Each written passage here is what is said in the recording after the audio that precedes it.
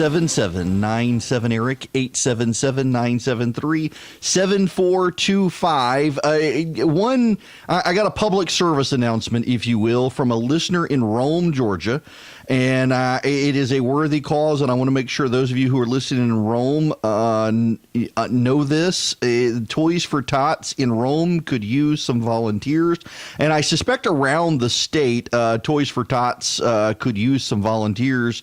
They got more than 5,000 Toys for Tots items piled up in a warehouse in Rome. They need help handling those toys, distributing those toys. So if you can, look for Toys for Tots in Rome and volunteer. I don't want to give out the email address or contact information here because I know that there are copious numbers of trolls who will harass the people as well. But if you live in Rome, I'm sure you know where to look for help or where to look to reach out to the folks. But they could use some help. And I suspect in your local community as well, they need some volunteers in various places, food banks, soup kitchens, Toys for Tots drives.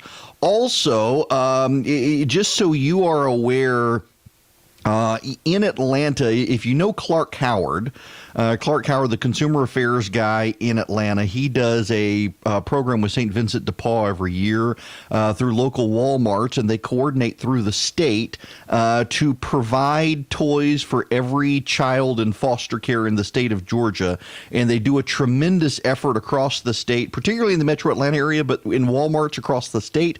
They keep lists of kids who need toys, who want toys. Essentially what they do is they do lists of the kids in foster care, and those kids all write down a list of toys they would like for Christmas, and you can buy one or all the toys on the list. It's a great cause, and I thoroughly encourage you to do that. But in particular, who was it? I'm trying to find Randy. So Randy knows I got his email in Rome.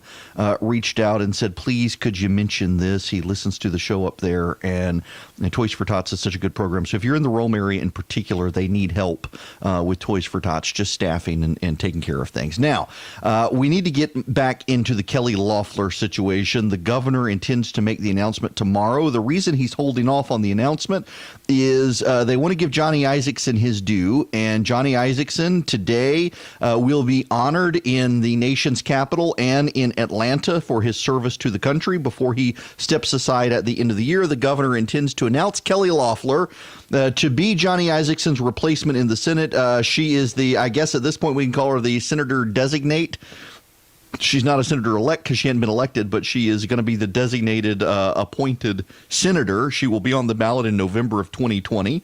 And then again in 2022, the way the Constitution works, the governor of the state gets to appoint her to serve until the next general election. The next general election will be in 2020, and that will be when the voters then get to affirm or deny her the ability to continue in service of that senator seat. And if she continues in service to that senator's seat, she will continue until 2022, which is the end of Johnny Isaacson's term, at which time she'll be on the ballot again. And in 2022, Brian Kemp will also be on the ballot here in Georgia. And then she'll become her own senator. It'll be fully her seat. She will not be serving the unexpired term of a existing senator. Now, there's a three-card monte shuffle. I assume you know what three-card monte is, don't you? It's the card trickster's game where they shuffle the three cards rapidly, and you're supposed to pick the particular card, and oftentimes there's a sleight of hand where they remove the card. You can't find the card.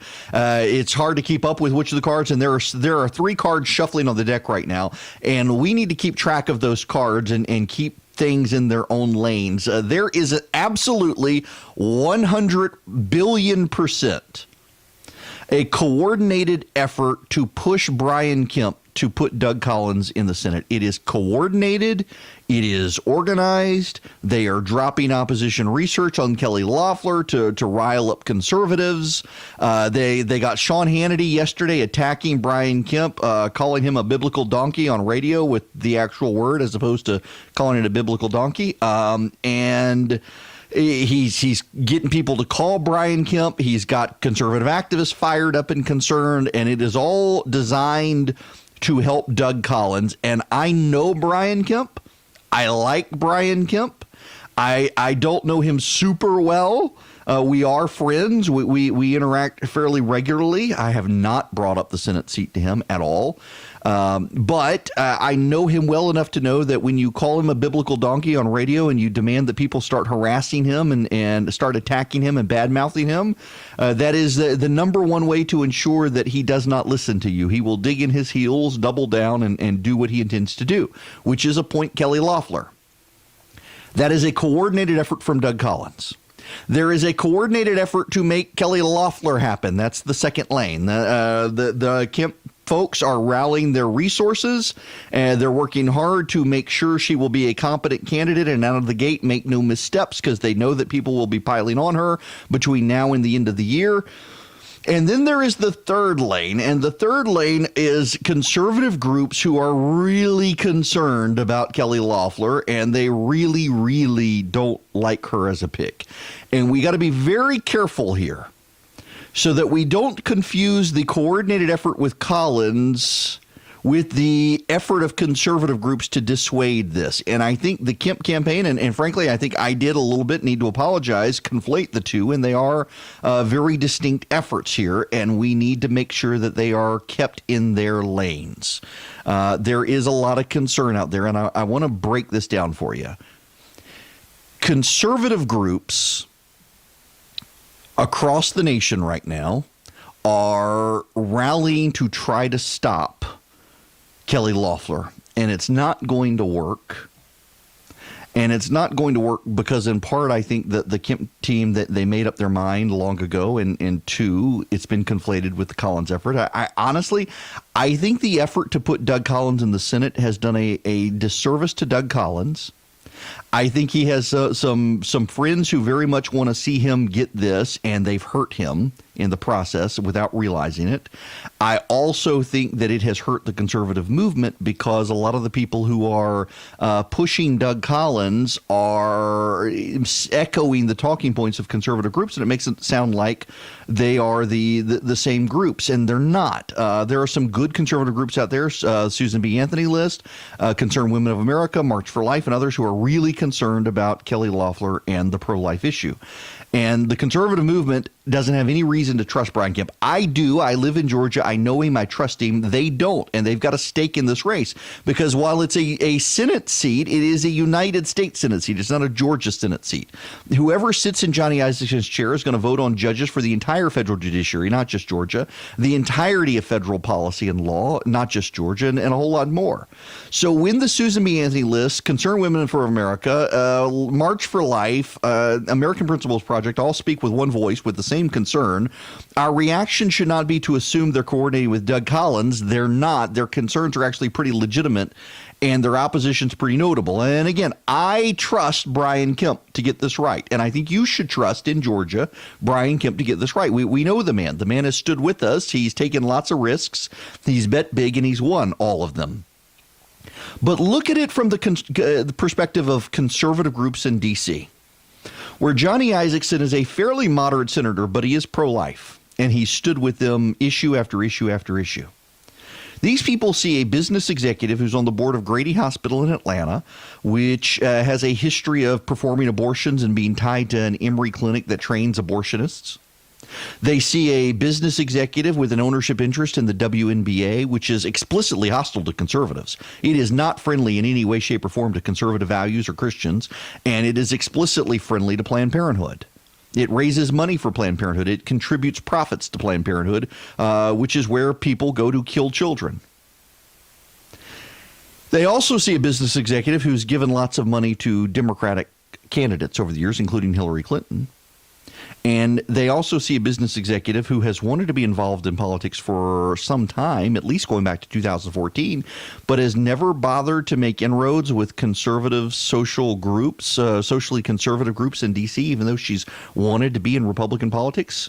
Conservative groups in D.C., particularly the pro-life groups, they're actually pretty good experts at ferreting out the posers. They know the people who are going to lie to their face to them. In fact, I suspect a significant portion of the politicians who will be in hell are people who lied to pro-life groups and said they love Jesus and babies, but please don't ever make us vote on those issues. I actually have a friend of mine who now works for the Trump administration who used to work for a pro-life group who said she much preferred to go talk to Barbara Boxer in the Senate or Nancy Pelosi in the House or Zoe Lofgren or several of the others because she could go in knowing they fundamentally disagree on everything. And from that fundamental disagreement, maybe they could find common cause. But she particularly noted, like Saxby Chambliss when he was in the Senate, and several others in the Senate, Republicans at the time, that she could go in and be patted on the head, and they would talk about how they love Jesus and babies, but they never actually wanted to do anything for the pro-life cause. She could actually, on charitable issues and PEPFAR and issues like this, she could get Democratic support. In a way, a lot of Republicans, they didn't even want to talk about it because she was in the pro-life movement. She was to be seen and not heard. And it very much made her mad. And there is concern that a lot of Republicans in Washington in particular do like to pat on the head pro-lifers because they need their votes, but please don't ever make them stand up for that issue. Now, therein lies the intersection on this issue for me, and it should be for you, and why I'm willing to give Brian Kemp the benefit of the doubt on this. Loeffler is Kemp's choice, and Kemp is a governor who replaced Nathan Deal. Nathan Deal, I have a great deal of respect for him and his education reform, but you will also recall Nathan Deal is the guy who said he would sign the Religious Freedom Restoration Act into law in Georgia. And the way they did it is they did it in a year when he was not on the ballot and all the Republicans in the legislature were. So the Republicans in the legislature could all vote for RFRA, and then Governor Deal could break his promise and actually veto the legislation he said he would sign. So all the Republicans in the legislature got to say, well, I voted for it too. That awful Nathan Deal, how dare he? We'll override his veto when we get back after the election. Just vote for us to get us back in office. And then they never did. And he could never be held accountable by the voters. He betrayed them. And then let's also not forget that he intervened to stop faith-based protections for religious adoption agencies. So if you're a faith-based adoption agency in Georgia, the legislature was considering legislation to prevent you from being harassed by secular atheist groups, and Governor Deal blocked that, used his leverage in the legislature to stop that. He loved Jesus and babies, but he never liked to actually advance the cause through legislation. Now, Kemp came in, and a lot of people were expecting the exact same thing with him, with Deal, that he would say he'd sign fetal heartbeat legislation. He would wait until the year after the election. They would all vote for it, and he would veto it, and no one could hold him accountable. But in fact, he personally intervened and picked up votes to make sure that the fetal heartbeat legislation passed in a way that could get the votes to get through the legislature, and he could sign it. He also, you will recall, along with Jeff Duncan, intervened to hold Senate Republicans accountable for school choice legislation. They ultimately killed it, but Kemp got involved, got his hands dirty, and was willing to anger senators in the Georgia legislature over school choice legislation. He has also worked on regulatory reform to ensure, even though the legislature hasn't passed it, he's been able to protect faith-based adoption agencies in Georgia. He's put his money where his mouth is. He's put his votes and his policies where his mouth is. He's kept his word. And so I trust him. But I think he and Kelly Loeffler do need to do a little bit better. And the reason I say that is because he made everybody who was interested in the job apply for the Senate seat. And then, miracle of miracles, Kelly Loeffler files at the very last minute, on the very last day. They shut off registration, and suddenly there's buzz that it's going to be Loeffler. Sounds like the fix was in all along. It sounds like it was a done deal, and it sounds like there was no way to persuade him otherwise. There's been no effort since then to court social conservative groups at the national level. There's just been a trust us attitude. Well, I can trust the governor. I don't know Loeffler from Adam or Eve, but I can trust the governor, but these national groups can, and they do have a vested interest in this because it's going to be a United States Senate pick, not a Georgia Senate pick. Now, the governor and Kelly Loeffler, though, they do have to do something. It's very strategic what they have to do. They have to be mindful of it, and we should be mindful of it too. And we should discuss what they have to do when we come back. As both sides target Georgia for 2020, Erick gives you the news you need from a Georgia perspective.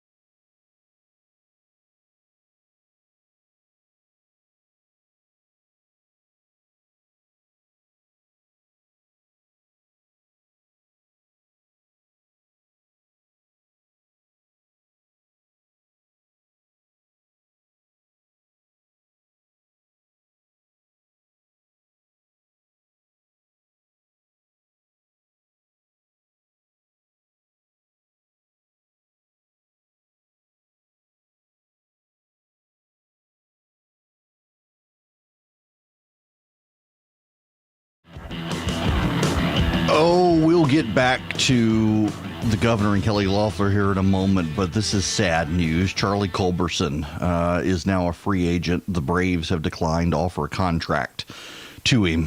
They think they can get somebody for better money. They think his performance, statistically, his performance has declined, but man, he's a good guy. I think the Braves need to keep Culberson. I like him. I just like him personally. The fans love him. He's a good guy, and the Braves need to keep him. But it's their money. They can do with it as they please. Now, let's get back to Kemp and Loeffler. They've got to stave off an attack from the right. And because if conservatives decide she's not one of them, then they could challenge her in November 2020. They could put up Doug Collins. They've got to do that. And so they need to start making real outreach to conservatives now. George in Houston, let's go to you right now. Welcome to the program. Hey, how you doing, Eric? Good. How are you? I'm very well. Hey, here's my thoughts. I don't think we're going to know, unfortunately, what her pro-life real thoughts are until, she actually has to vote on something. But I think we're going to know sooner whether she supports from there's two things. There's the Trump group and there's conservatives, and they sometimes cross over, but they're not always the same. On the Trump side of things, I don't know if she's going to support his economic agenda. The NBA certainly didn't when it comes to China. They kind of fell in lockstep with China as opposed to Trump. I'm guessing the WNBA would do the same. I'm wondering if she'll vote against her business, so to speak, to support the president. So, George, I was actually got an email last night from someone who said the Bitcoin people are mad about the pick because she runs a company that is essentially venture capital in Bitcoin, and the libertarian faction within cryptocurrency really doesn't like that her company makes money off it. They consider it a pure system, so they're upset about the pick as well. To your point, if the Senate's tied up in impeachment next year, there may be no substantive votes of the Senate anyway to even build a record. True. So, yeah. But then the other thing, what does Trump do in terms of, does Trump come out and trash her right now? I think Trump has to kind of stay quiet a little bit because he needs her vote. Right. Potentially. Well, as a matter of fact, and George, thanks very much for the phone call there. I was actually told by someone from the White House last night that the president himself is not involved in any of this, that he and Brian Kemp met. It was a cordial meeting, unlike what some of the press said about it, and that he's willing to let the governor make his pick, that he has assurances that Loeffler will stand with him and oppose impeachment and support his judges, and that's good enough for him, and that's probably going to be good enough for much of the base. But, we only need to look at Charlie Crist and David Dewhurst to understand what can happen when conservatives unite. Now, the National Republican Senatorial Committee and Mitch McConnell have said they're going to come out and fully support her. They will treat her as an incumbent. They will pour money into the 2020 race to make sure she gets elected. But Charlie Crist and David Dewhurst both had the NRSC and Mitch McConnell backing them. McConnell even sent some staff down to help Charlie Crist, and he got blown up by Marco Rubio. David Dewhurst got blown up by Ted Cruz because conservatives rallied and united. If conservatives were to rally and unite around a Doug Collins, they could potentially beat Kelly Loeffler. And she and Brian Kemp are smart enough to know that they've got to do some serious outreach to conservatives to get the conservatives on board. They're going to be very critical over the next few weeks that she does outreach. And, again, I'm trusting the Kemp team. I've got a handful of mutual friends with Kelly Loeffler. I don't know her at all, but I've got friends who say she's a devout Catholic, that she's pro-life, that she's a social conservative. But the conservative groups in D.C. are right. She's got zero paper trail. Zero paper trail. She doesn't have a single history of supporting pro-life causes or groups. She doesn't have a history of giving to conservative causes or groups. She's got a history of giving to Democrats, though. Giving to Mitt Romney doesn't count. And, normally you could say, well, trust but verify, but it's real hard to verify when the deal's already done. The governor is going to give the advantages of incumbency to someone that we can't verify. So it comes down to trust. And I trust Brian Kemp, but I also trust Marjorie Dennis-Felser. I trust Penny Nance. I trust the March for Life. They've dedicated themselves to the pro-life cause. They have enough history to know when they're being played, and right now they feel like they're going to be played. So Kelly Loeffler's going to have to reach out and earn the trust from these women and from the conservative movement. And it's a trust I'm assured she'll be able to earn. And I'll support Brian Kemp, so I'll support his pick. But I trust him and not Kelly Loeffler. She's going to have to earn the trust from people. And if she can't earn the trust and she can't move quickly to do it, then conservatives are going to have to move quickly to contest her and put someone up against her in 2020. We don't need a Lisa Murkowski and we don't need a Susan Collins in Georgia. We can do better and more conservative. And if Loeffler offers us more conservatives, great. Nothing to worry about. Let's get behind her and rally. But if she's squishy or worse, well, then we can pick her off at the ballot box in November of 2020. I hope it won't come to that, though. We'll be back.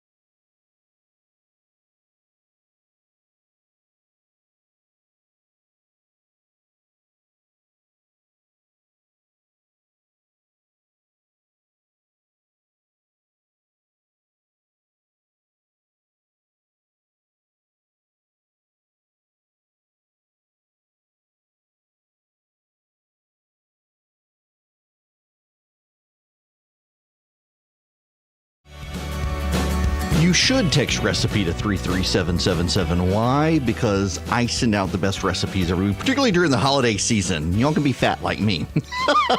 Okay, we got to move to impeachment as the Democrats rev up their effort this week. Hush, Siri. Rev up their effort in the House to bore everyone to death this week with academic discussions of impeachment and all sorts of other weird things they're doing. We've got now, Tony, I don't want to butcher your last name. Is it Saya? Saya, not too bad, Eric. Listen, I've been practicing all morning thanks to YouTube. There you go. So listen, it's phonetically pronounced. Say egg. Say the word egg. You're done. That's it. There you go. Now, for those of you listening, Tony's joining me from the White House. And Tony, I got to tell you, I saw what the Democrats, what they've made public this week. And I'm thinking if people are insomniacs, they might want to watch what's going on this week. Well, so you basically have the Judiciary Committee trying to pick up the pieces that were shattered by the failure of the House Intelligence Committee to find anything remotely wrong that the president did, let alone impeachable.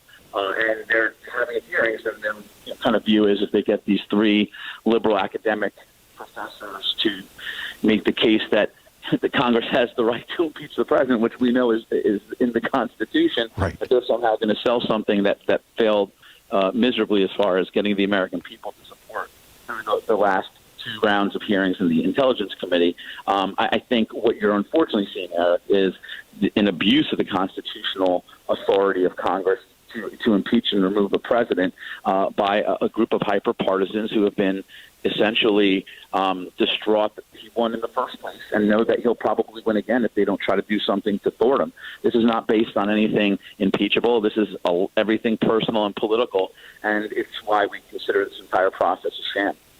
Well, I've got to ask you just on the political reality of this. Rick Klein from ABC News Now has said on various news shows on Saturday, Sunday, and yesterday that Democrats are really upset. They think they've got the president and no one seems to care and polls aren't shifting. And I'm scratching my head over this, having heard all of the testimony that the president asked Ukraine if it might do something. They didn't do what he asked them to do. They got the money that supposedly was withheld, and the Democrats have had to go from saying quid pro quo to bribery. I don't know where the bribe is in this, but it seems like the only consistency here is the president, and the Democrats keep changing every other day. Well, listen, I mean, when you think about the 12 star witnesses the Democrats brought forward, what did they confirm? That there was a meeting with both the vice president and President Zelensky of Ukraine and the president and President Zelensky of Ukraine that was set up without preconditions. And ultimately, the president released the aid to Ukraine without any precondition. And their entire allegation on the Democrat side is that all of this was conditioned on some sort of investigation, or at least the announcement of an investigation. Never happened, Eric. And ultimately, the greatest irony, if you actually watched, because I know a lot of Americans were smart enough not to bore themselves by watching the hearings, but one of the things that came out was even though the biggest critics of the president said he ultimately had a better Ukraine policy than President Obama because he released the lethal military aid that the Obama administration never gave Ukraine. And he did it well within the September 30th deadline to release the aid in the first place. So this whole matter, much like the Mueller report, is Democrats sensationalizing something and ultimately not being able to produce any evidence to substantiate it. And unfortunately, in the process, they're wasting the time of the American people. Americans don't care about this. This doesn't help your paycheck go up. This doesn't create a job. This doesn't help you, enjoy your life or protect your family. And this is why the polling is reflecting so much. You're raising issues that the voters are raising on the campaign trail to Democrats, and the Democrats seem very perplexed that the voters aren't raising the issue of impeachment on the campaign trail. Well, it's a losing issue outside of a narrow Democrat primary. Listen, I also think, the voters know what they know. They've given this a look, and I think anybody objective realizes there's nothing impeachable here. And then they reflect on what's the most important, for them and their families, which is why the president continues to do his job. I mean, he's in Europe right now, and I think it is interesting to note that Jerry Nadler and Adam Schiff are producing an impeachment report that they're going to release tonight while the president's meeting with our NATO allies, that Jerry Nadler is conducting these hearings while our president's trying to meet with our most important strategic partners. But look, the president's doing what he has to do to continue to lead the country, which is why we have the best economy we've had in half a century, lowest unemployment we've had in half a century among all different demographics. And you have wages going up for the first time in over a decade. Right. And that's because you have a president focused on doing the job that the American people sent him to do. And you have a small group of Democrats, 231 of them, who are trying to literally contradict the will of the people, 63 million that voted for Donald Trump in 2016, and get in the way of an election that's happening in less than a year. Well, one last thing for here, and I was thinking about this morning. There's a headline now that Apple has, in its maps of Ukraine, shifted Crimea to designate it as Russian territory. And I thought it was very interesting that the Democrats who are outraged at the president, who actually sent weapons assistance to Ukraine that Obama didn't, haven't really said anything about Apple doing this, and yet they're all outraged that the president's somehow undermining Ukraine. And here's an American company doing this, and the Democrats are totally silent. It just amplifies to me that this really is a political issue. There's no doubt about it, Eric. This is not based on any legitimate and genuine concern about the Ukraine or about the president abusing his power. Presidents withhold aid to foreign countries, on a regular basis. It's actually an obligation to make sure these countries are spending the money correctly. We know Ukraine has had a historic issue with corruption. The president has focused on the idea of European countries sharing in the burden, and another issue of why he was holding up the aid. There's absolutely no doubt that this is all based on just a political vendetta and agenda, and has no real basis in a serious disagreement with the president on how he conducted himself or policy.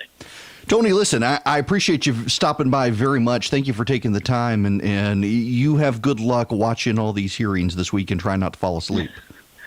I appreciate it, Eric. Great to be with you and your listeners. Thanks very much. Tony Saya, he is with the White House Communications Office talking about impeachment. Listen, I do think it is relevant to this. If you haven't heard the news, Apple, and I'm totally within the cult of Apple. I've got my iPad here, my iPhone. I've got my Apple Watch, which occasionally triggers during the show. I've got my Mac, iMac behind me, MacBook Pro in front of me, and Apple has decided to, on its Apple Maps program in Russia in particular, designate Crimea as Russian territory. And now it says after some media outrage, it's going to go through a review.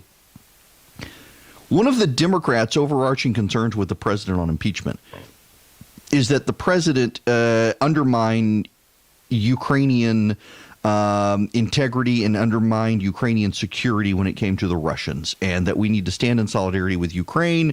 We need to have Ukraine's back. It is deeply relevant that the president sent weapons systems to Ukraine that Barack Obama did not send to Ukraine. That is deeply relevant, I think, that the president was willing to send the Javelin systems to Ukraine when so many people on the Democratic side did not want to send the Javelin weapon systems to Ukraine when they thought it would escalate the tension. We have this entire mythology on the Democratic side right now that the president is a tool of the Russians. We hear this repeatedly, that the Russians are they're in bed with the Trump administration, the Trump campaign. They're trying to help the president steal the election, on and on and on. Trying to find this. This is Fiona Hill and David Holmes, who were two of the Democrat star witnesses, actually agreed with the president sending the Javelin system to Ukraine that Barack Obama blocked. What's the view from the field, the U.S. Embassy, as to the effectiveness of the Javelins? They're an important strategic deterrent. They're not actively employed in combat operations right now, but the mere idea that were the Russians to advance substantially using certain kinds of armor, that the Ukrainians would have this capability, deters them from doing so. And it also thereby sends a very important symbolic message to the Ukrainian military that they have access to this high-end technology and that we trust them to do it. I would only add also that they've offered to buy some using their own funds. The initial tranche was provided through basically a program to do that, but they've now offered to spend their own money to buy more. So I think they think they're important. So we sent Javelin weapon systems that the Obama administration had not sent. And the president didn't get any credit from the Democrats for doing this. But the very aides who testified on behalf of the Democrats noted that this is something that this White House did that the Obama administration did not do. And I think that's an important point. And as Tony said, they got the aid. Listen, if the president had fundamentally withheld this aid and didn't want to give it to Ukraine, that would be a problem. But we released it. We released the aid. And they didn't do an investigation. There was no quid pro quo here. And so the Democrats have moved on to bribery, but there was no bribe. The money was lawfully appropriated by Congress. The president gave them the money Congress appropriated. So how is that bribery? If that's bribery, anytime the president administers money appropriated by Congress, it's a bribe. So there's no bribe. Are they going to go to extortion now? I mean, that extortion is actually more plausible an argument. The president threatened to withhold the money, threatened to deny them the money, except the president in his phone call with the president of Ukraine didn't actually do that. So why are we even here? Let the voters decide this. It is really deeply telling, though, to me that an American corporation, Apple, has changed its maps at the demands of Russia, and the people who have been blasting the president over not supporting Ukraine are completely quiet on Apple doing this. And I think that is a fundamental problem. I think it is it fundamentally undermines the argument that Democrats deeply care about Ukraine. I think we should care about Ukraine, by the way. I absolutely think we should. We should have Ukraine's back here. I think Russia actually is a menace, and Russia is trying to undermine us, China as well. We need to have Ukraine's back. And I frankly wish this administration would do even more to help Ukraine. But I think the fact that the Democrats are willing to turn a blind eye to things that undermine Ukraine, including what an American corporation is doing, kind of gives away that this is all a political thing with the president. Now, we'll talk more about impeachment in a little while. We do also need to note that the president is in Europe. Tony mentioned that. They're in Great Britain for a summit of NATO leaders. What's so very interesting here is that the Russia situation continues to come up there as well. Macron, the president of France, has said that he thinks that Europe needs to have closer relationships with Russia. Apparently, Angela Merkel, who was born in East Germany, is really opposed to Macron wanting to have a relationship with Russia. She reportedly told him that he keeps smashing the teacups that she's got to then glue together so they can keep having tea together. That's came out in a New York Times story today that she told him that. She is not happy with him. She's not happy with the president. Nobody's happy with her. The president, however, is there, and he's pushing for France to stay in NATO, which is kind of funny because the narrative with the president is the president wants to get rid of NATO, and now the president is there saying essentially that France needs NATO. Everybody needs NATO. We got to have NATO together. Here's the president talking about this. I would say that nobody needs NATO more than France. You just look back over the last long period of time. Nobody needs NATO more than France. And frankly, the one that benefits really the least is the United States. We benefit the least. We're helping Europe. Europe unites and they go against a common foe. That may or may not be a foe. Can't tell you that. But there are other foes out there also. But I think nobody needs it more than France, and that's why I think that when France makes a statement like they made about NATO, it's a very dangerous statement for them to make. Yeah. Now, you should know that France, Charles de Gaulle even walked out of NATO, didn't want to have anything to do with NATO, and came back into NATO in the 90s. France had not always been very cooperative with NATO military control led by the Americans. It used to be, interestingly enough, de Gaulle's concern and prior French leaders' concerns was that the Americans were too in control of NATO, and now Macron's concern is that America is not in control enough of NATO. Genevieve Wood, a friend of mine from the Heritage Foundation, was on Fox News talking about the NATO situation. Look, he's the first president we've actually seen this happen. You've had plenty of Republicans and Democrats come and go, and they've all said others need to do more, but finally others are doing more. But the president's right. We got to keep the pressure on. I mean, you have countries like Germany and France who are still paying less than 2% of their country's GDP, which is what NATO calls for, on defense for NATO. And I think if you're Germany and France and you look at places like Russia, you might want to up that spending. Yeah, you might want to up that spending. They, however, do not. We're taking your phone calls, 877-97-ERIC, 877-973-7425. When we come back, I had to wake up my kid this morning to show her a movie trailer. You're probably going to want to show your kids as well. Well connected and well respected. It's Erick Erickson, live every weekday.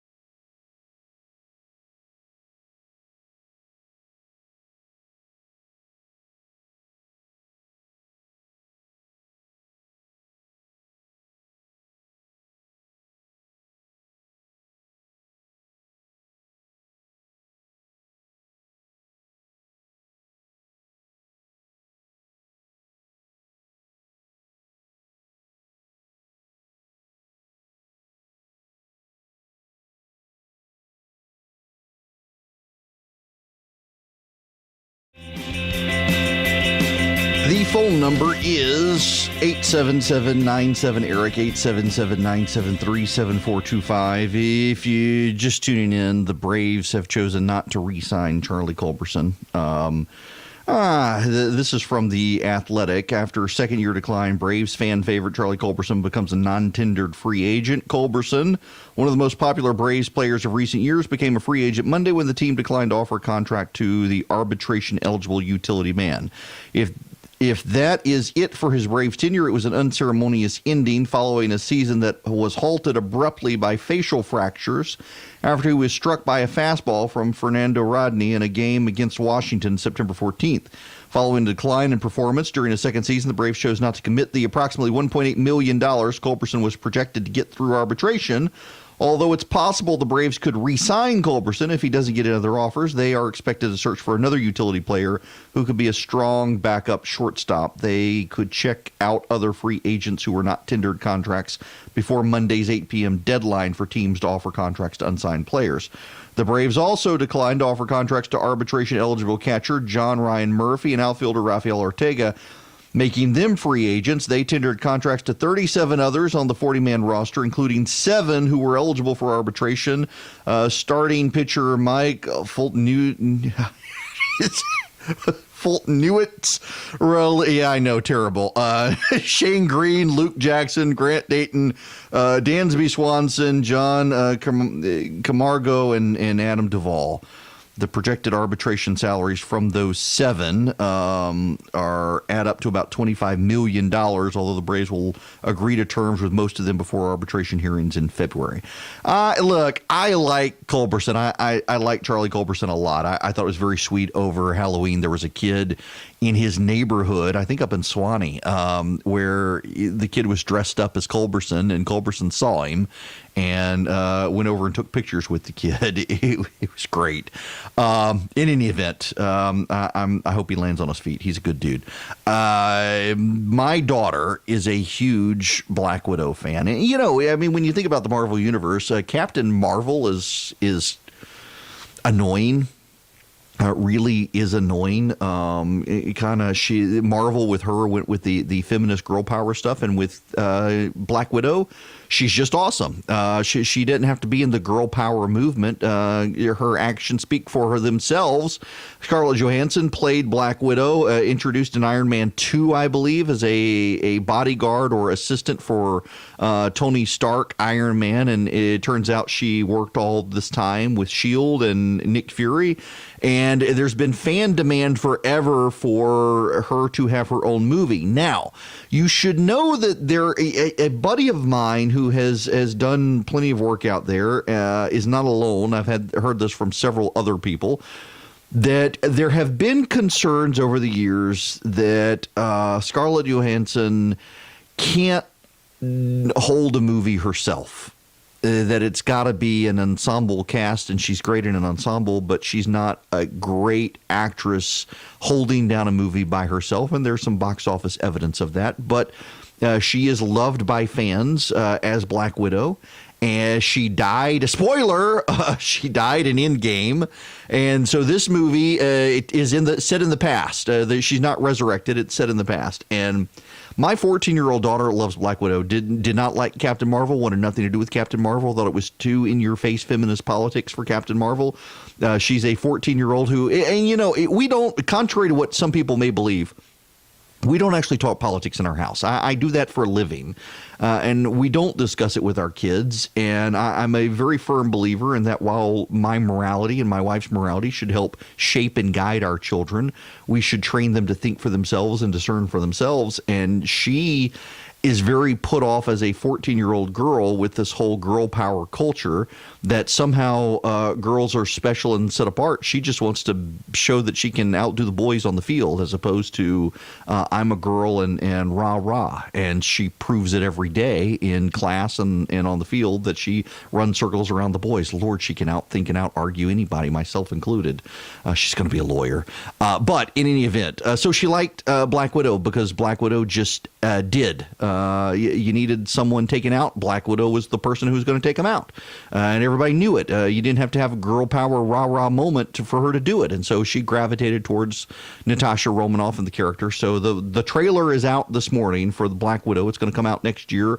I guess it'll be the first release after Endgame for Marvel, I think. And she was pretty stoked. I woke her up this morning. She overslept anyway, so I had to wake her up and showed her it. And she's very excited about Black Widow coming out and having a strong female superhero that is not in your face about feminism rah-rahness, and hopefully they'll keep that in the Marvel movie. Now, when we come back, we need to actually get more into impeachment. There's plenty of stuff to discuss about it, and also my buddy Dan Darling from the Ethics and Religious Liberty Commission is going to come by and talk about his great new Christmas book, which if you're looking for one for Christmas, it's a great one to read. I want to talk to him about that.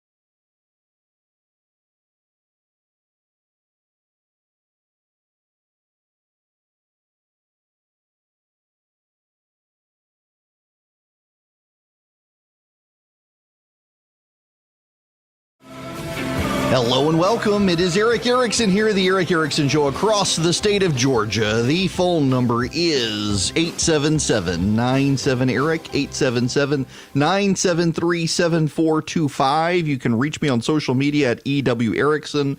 That's on Instagram, Twitter, Facebook, you name it. In fact, we're live streaming, I think, on all those platforms, not Instagram, Twitter, Facebook, YouTube, the like.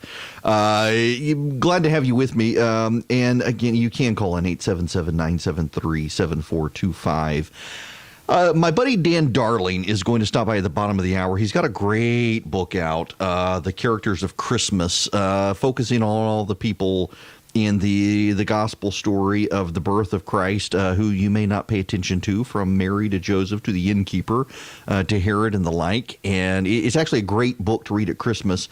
I will get you the link after his interview. He's also he's a big fan of God's favorite baseball team, the Cubs, and maybe we'll discuss that.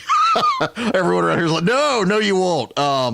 In any event, we'll get there. Right now, though, we need to spend a little more time on the impeachment play-by-play and how it's affecting the Democrats out there. I want to play for you Congressman Doug Collins, who was on Fox this morning talking about impeachment and where this is headed as the Democrats have more public hearings this week, this time in the Judiciary Committee as they contemplate articles of impeachment. No, I do not. What did he do wrong to get censured? Right. That would be like saying, let's just take it because we want to get the Democrats to like us anymore. No, you don't give in to people who are viciously going after you for no reason. This president's done nothing wrong, should not be censured. They're not looking for an offer out. In fact, I heard something yesterday from a member of both the Judiciary and Intelligence Committee. They're saying, well, if the president wants to mount a defense, now's his time.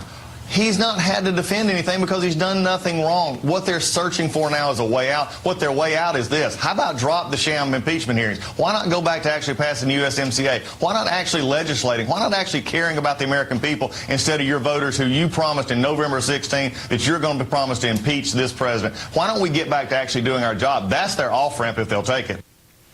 Yeah, the voters out there are having an issue with impeachment right now. It's just not coming up. I was talking to Tony Saya from the White House in the last hour about the voters out there. It's not registering. Jobs are registering, trades registering, tariffs are registering, the economy is registering, foreign policy is registering. Impeachment, it's just not on people's radar. Here's Rick Klein from ABC News. Now, I want to actually just step in the time machine for a moment, because Rick was also on ABC News over the weekend, and he said this on Sunday. You can't fight it. I think the counter-programming is delivering what the perception is that voters want to hear from. They're not getting asked on the trail in Iowa, New Hampshire, South Carolina, Nevada. They're not getting asked about impeachment. They don't want to talk about it because they don't really have much to add. It isn't an issue for them. I think, though, there's really not a good way for any of these campaigns to try to break through in this era. This is going to be the overriding story. And the Democratic primary is going to play out against that backdrop. As Matthew says, if this is all done by February, March, we're not going to be voting in all likelihood on impeachment next November. It's going to be a distant memory. And they have to keep their eyes on the prize. But there's no doubt this is frustrating to some of those lower tier candidates who thought this is the time where everyone is going to be dialed into the primary campaign. That was him. Yes, that was him on Sunday. This is him yesterday. The Democrats' view is now get it over and move on. They feel like they've made the case that they can make. They've grown frustrated inside their conference about the inability to move public opinion, the inability to get any Republicans to go along. So the sense is they've got the votes. That's not really going to change. They need to get this process moving as quickly as possible. You'll see that in committee this week after the Intelligence Committee hands over documents to the Judiciary Committee. On the Republican side, you're hearing things like this process is rushed. It's hurried, it's partisan, it's political theater, and their view on the Republican side is that the Judiciary Committee is a more fertile ground for them to play defense essentially by mocking the process. So I think their efforts are going to be to try to undermine the legitimacy of the investigation itself. And, in fact, it works for the Republicans. They are undermining the legitimacy of it. Voters suggest they're not paying attention to it. They're put off by it. They don't quite understand what's going on. We've had all these public hearings, and the Democrats believe they have a gotcha with their president and where the president is headed, and yet they got a problem. Now, John King on CNN raises one of those issues, and that is Republican strength for the president, we need to talk about this poll real quick. Let's bring in John King, though, from CNN. By the way, friend of mine, John King actually got me hired at CNN a number of years ago. Great guy, good guy, great reporter, plays it straight, understands analysis of the polls, and this is John. One piece of evidence that it is not going to happen unless the Democrats really present a new and damning case, somehow get public opinion to change. This is an Economist YouGov poll, just as the Republican sample in this poll. Which Republican president was better, Trump or Lincoln? Yeah. Well, speechless. I mean, look, what that speaks to, I think, is the intensity with which the Republican base, the Trump base, is, behind the president, behind President Trump. And so whether it's, Doug Collins and the Republicans in the House or the Republicans in the Senate, they go into this knowing full well the intensity with which that base still, despite everything that's been revealed in Mueller and in Ukraine, they're not straying from this president, and so that gives them a whole lot more confidence than you had in the previous impeachment efforts, which were much more splintered. Well, I'm not going to take issue with anybody who supports the president, but I would just suggest reading a little history. But it does govern how these members are acting. But it gets you, especially heading into an election year, where he is the head of your party. And you see what he does to people who criticizes him. If you're a Republican, right now, based on every piece of data you see, the safest place, no matter what you think, whether you think Rudy Giuliani should have done this, whether the president was wrong in doing this, the safest place politically is to stay right there. Yes.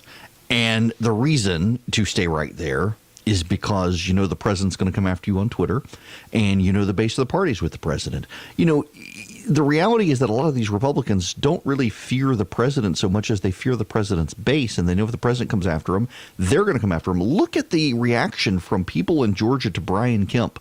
The president himself has said nothing, but allies around the president, including Sean Hannity, have saber-rattled to make it sound like the president is opposed to Kelly Loeffler as Brian Kemp's pick, and a bunch of people who were sign waivers and door knockers and voters and volunteers and donors to Brian Kemp are suddenly savaging the guy because they want to line up with the president on this issue. They think that's where the president is. And frankly, I'm told by people in the White House that at this point the president's totally comfortable with Kelly Loeffler. But you would never know that from some of his outside supporters who are really pushing Doug Collins still. The president himself is expected to come out and say something nice about Kelly Loeffler. But they're lined up with the president on this. Now, I got to say something about this poll, though, because I've looked at the poll that 53% of Republicans say that the president is better than Abraham Lincoln. First of all, you got to consider there are people in the South who still to this day do not like Abraham Lincoln. But more importantly, I think when we hear polls like this, what we also need to understand is that there is a level of cynicism among Republicans. So Republican voters are being asked, who do you think is a better president, Trump or Lincoln? Well, the president right now is Donald Trump, and the pollster asking a question like that is probably a partisan hack, and the voters are cynical enough to throw it at them that they like Lincoln over Trump, or Trump over Lincoln. So in addition to a Southern dynamic of people who were raised to hate Abraham Lincoln, you've got a new generation of voters who are getting polled by pollsters who hate the pollsters and recognize that the pollsters are mostly partisan hacks asking these sorts of questions anyway. Legitimate pollsters don't ask these sorts of questions. Hack pollsters do. And you might as well play with the hack pollster. That's what's going on here. But be mindful of the underlying data point that John King and the others on his panel pick up is that there are a whole lot of voters out there on the Republican side who love Donald Trump, support Donald Trump, and will turn on any politician they think does not have Donald Trump's back. And that includes this weird phenomenon in Georgia. You had Sean Hannity blowing up Brian Kemp over not putting Doug Collins in the Senate. And it's all about defending the precious. Every political side loves to defend their precious. The Democrats did it with Barack Obama. The Republicans do it with Donald Trump. It's all about defend the precious, protect the precious, and all of that. And it matters. It matters tremendously when you've got a loud people particularly loud people who have talk radio shows who love the president and are willing to go after anyone who defies their precious. I mean, just listen to this from Sean Hannity's show yesterday. They're thieves. They're thieves. They're filthy little thieves. Where is it? Where is it? They stole it from us. My precious. Curse them. We hate them. It's ours it is, and we want it. Yep, the filthy hobbits is not protecting the precious. They might have stolen the precious. You got to watch out. I mean, Brian Kemp's apparently a filthy hobbit now for going after the precious, and it's all because people are so devoted right now to protecting President Trump. And I get it from a political standpoint. I do. But I also think when you have a guy like Brian Kemp who has proven his ability to make good decisions, that we should give him the benefit of the doubt. Now, the president, for his part, he's blasting impeachment, rallying Republicans to his cause. Here he is. We got him. Now, I'm not sure which clip is which. One from NATO and one from the White House before he left for NATO. I think it's very unpatriotic of the Democrats to put on a performance where they do that. I do. I think it's a bad thing for our country. Impeachment wasn't supposed to be used that way. All you have to do is read the transcripts. You'll see there was absolutely nothing done wrong. They had legal scholars looking at the transcripts the other day, and they say these are absolutely perfect. Trump is right when he uses the word. Those concepts, those calls that we made, 2 of them were absolutely perfect calls. And I think it's a very bad thing for our country. Does it cast a cloud? Well, if it does, then the Democrats have done a very great disservice to the country, which they have. They've wasted a lot of time. We're trying to get prescription drugs reduced very substantially. We could do it easily. They don't have any time to do anything. I call them the do-nothing Democrats. They are hurting our country very badly. And here he is. That was at NATO. Here's the other. No, I think the Republican Party is right now more united than they've ever been. When people read it, I always say read the transcript. I also say take a look at what the president of Ukraine said.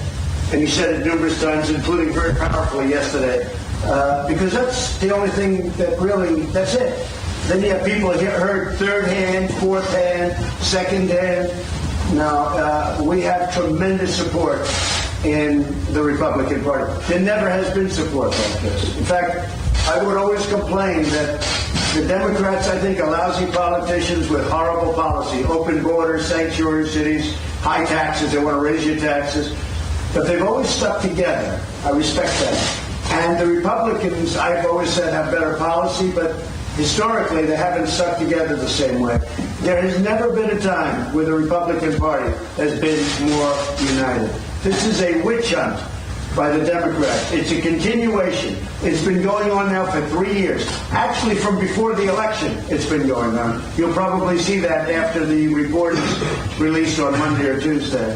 But this is just a witch hunt that's very bad for our country. But I'll tell you, it's been very unifying for the Republicans. It has been unifying for the Republicans. They've got a very strong position against impeachment. The Democrats are starting to actually break down on impeachment. And that's interesting to me that the media isn't focusing so much on this. There actually are more and more Democrats coming out now saying that we actually shouldn't impeach the president, and we shouldn't impeach the president because if we impeach the president, we're going to have somebody stronger than the president who's harder to beat going after the president. What is it? John Yarmouth, a Democrat in Kentucky, questioning the Democrats' impeachment strategy. Listen to him. You told The Hill that as much as you think that President Trump should be impeached and removed from office, you said politically, quote, it's probably not a good thing to get rid of him. What did you mean by that? Because here's what I'm thinking. If it's constitutionally appropriate and the right thing to do in your view, why isn't it politically the right thing to do in your view? Well, yeah, thanks for bringing that up, Kate, because I do think it is the right thing to do to remove him from office. I believe he is an imminent danger to this country and to our democracy. A danger. But I was saying the political consequences of that might not be very good for Democrats because Why not? if we remove him from office, I will guarantee you the Republican Party would not nominate Mike Pence to succeed him. They would nominate somebody like Nikki Haley, who would be much more difficult for a Democrat to defeat.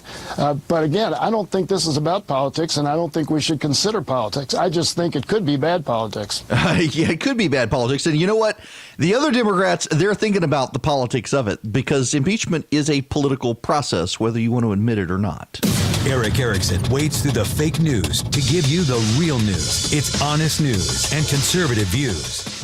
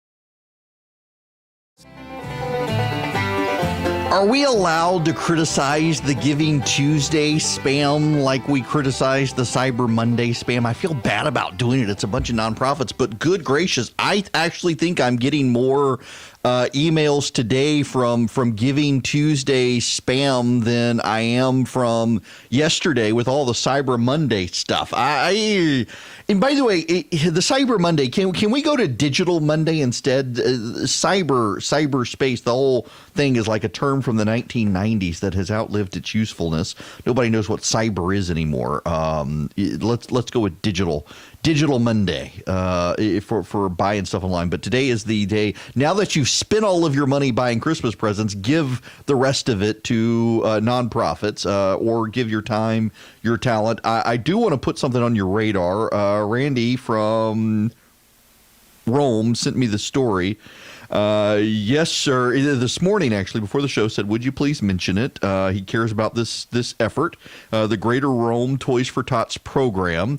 They could use some volunteers to help matching toys to lists. It's going to be organized mass chaos, says June Noble, who's a volunteer. Now, right now, I'm just hoping and praying everything goes smoothly, but sometimes there's a missing tag or whatnot that causes confusion. I'm trying to figure out how many toys I can get out at my station so they're ready to be bagged. Volunteers are assigned to various booths or stations that they help distribute toys in the Toys for Tots program. I don't want to give out the contact information for the lady who is in charge of the effort up in Rome. If you're in Rome, though, easy to find online. The Toys for Tots program in Rome, Georgia, needs some volunteers to help. But I would say it's not just Rome. Everywhere, if you got a Toys for Tots program, I know there's one in Athens. The Atlanta area, Middle Georgia has several, Warren Robins, Macon, and the like. Toys for Tots always needs volunteers. Local food banks and soup kitchens very much need volunteers at this time of year. There's a lot of cooking to be done. And I would just encourage you, if you don't have money to give or you don't want to give money, give your time, give your talent to some of these great causes around the state. Clark Howard from Atlanta on WSB Radio there has a national show.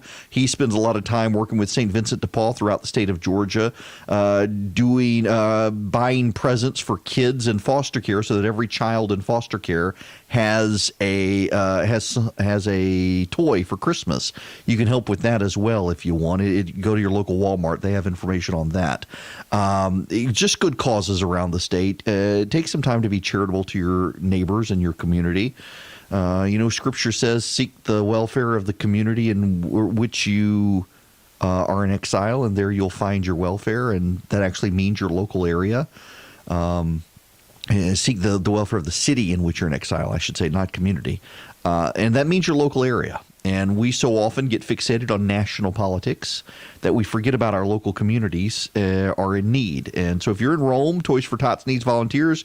Elsewhere, I'm sure they need volunteers. Please reach out to some of your local nonprofits in your area and see if they need help. There are lots of kids in foster care and orphanages who need Christmas presents, and you can help there as well. Lots of ways to get involved this Christmas season in your local community and not just fixate on national politics. When we come back, my buddy Dan Darling is going to join us to talk about the characters at Christmas.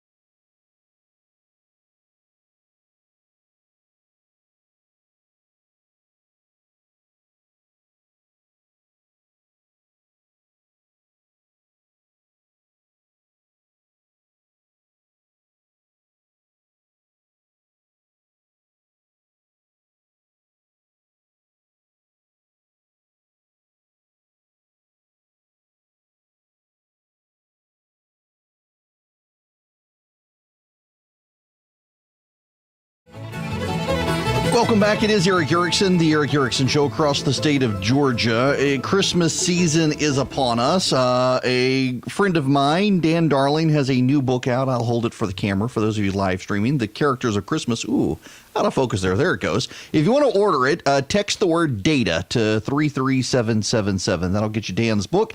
And joining me from Nashville is the great Dan Darling, also a supporter of God's chosen baseball team, the Chicago Cubs. Amen. Thanks, Eric, for having me on. I appreciate it. Absolutely. So I have read it. You sent it to me. I read it. The Characters of Christmas, the unlikely people caught up in the story of Jesus. And I got to say, I was not expecting, of all people, the innkeeper. It's kind of one of those things you kind of, there's Joseph, there's Mary, there's Herod, there's the shepherd, there's the wise men.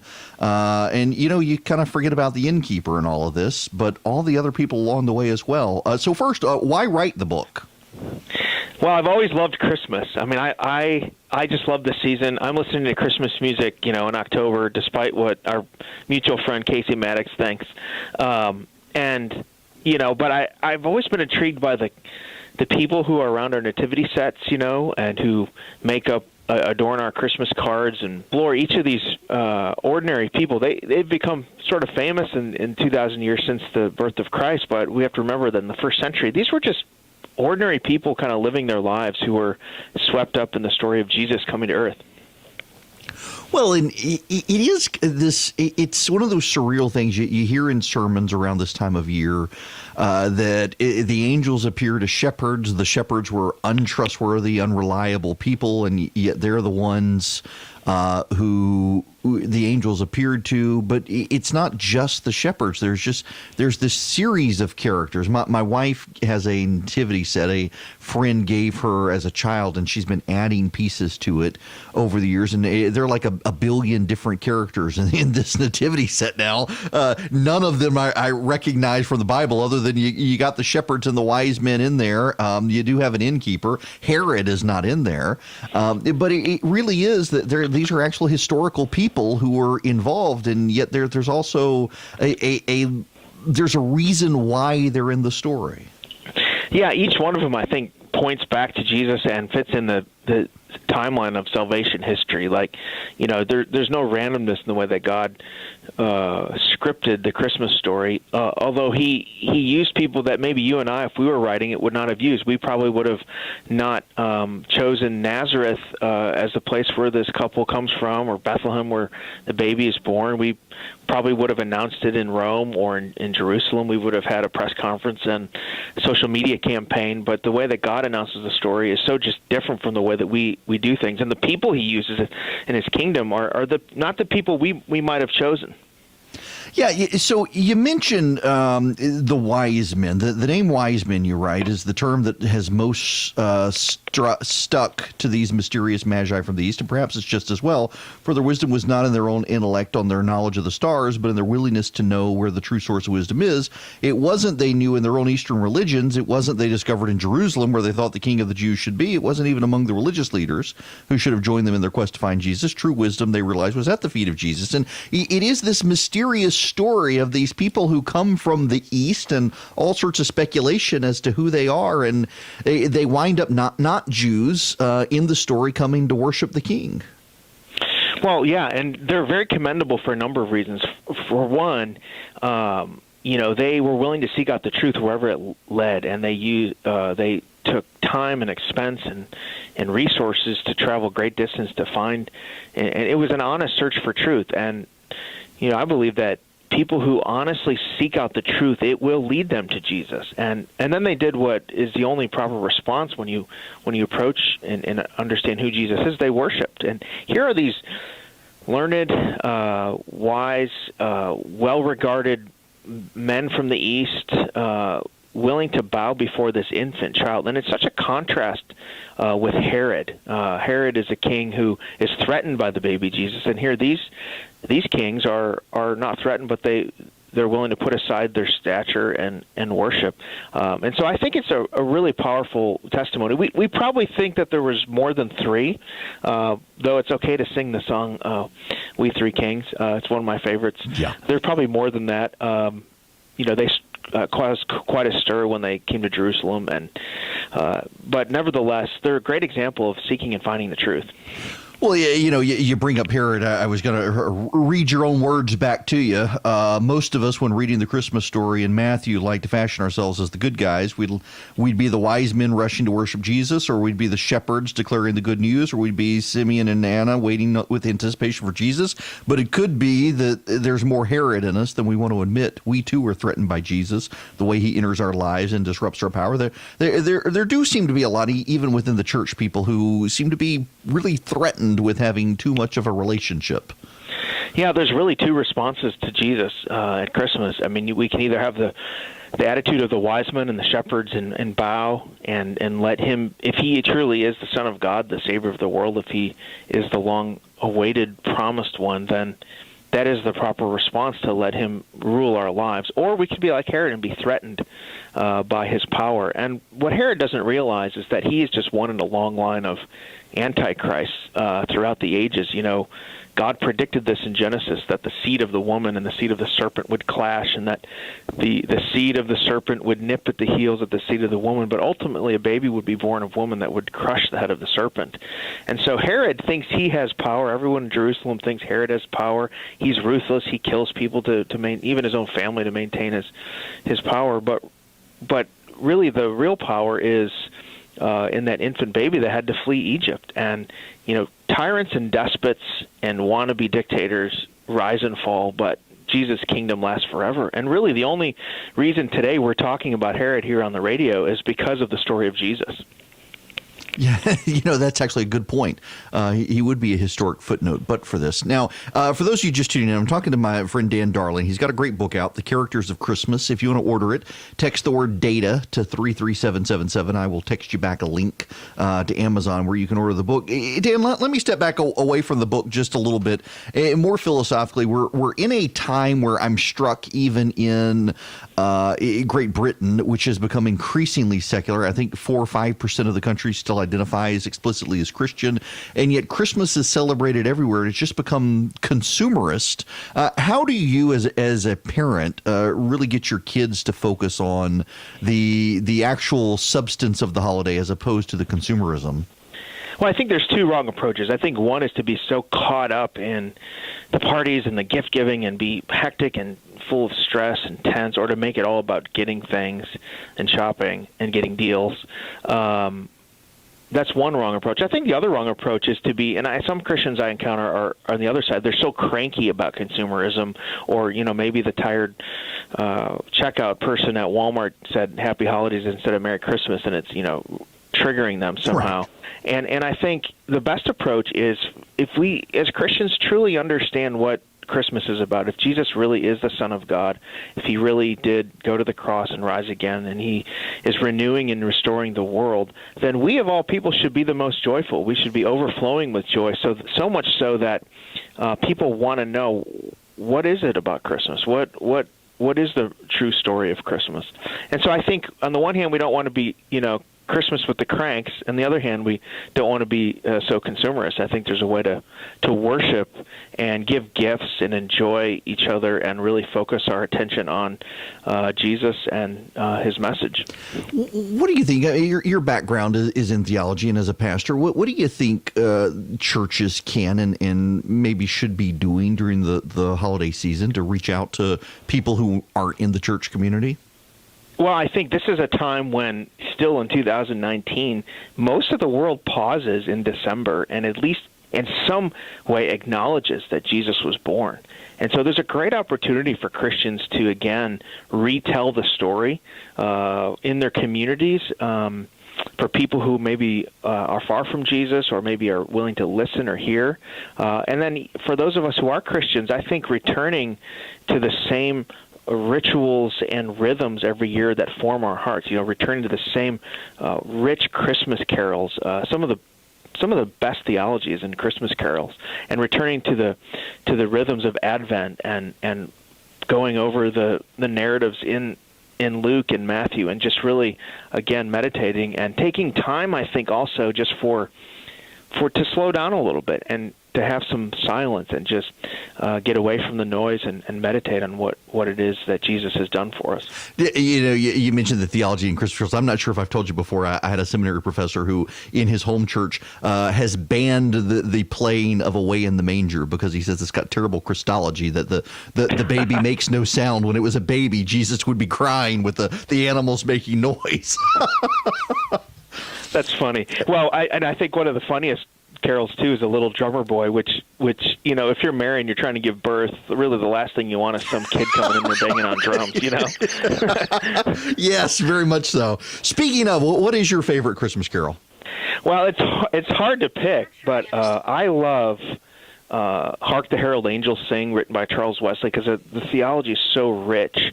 But I also, I've yet to hear a rendition of O Holy Night that didn't just move me. Mm-hmm. I like, Come the Long Expected Jesus. It really captures sort of the longing in the people's hearts, the darkness of the world, the brokenness of the world in which Jesus entered. So it's hard to choose, but those are at the top of my list, I think. All right, listen, I'm with you on O Holy Night. I was telling a mutual friend of ours yesterday that I could listen to O Come, Emmanuel, and O Holy Night on repeat the entire year and not be disappointed.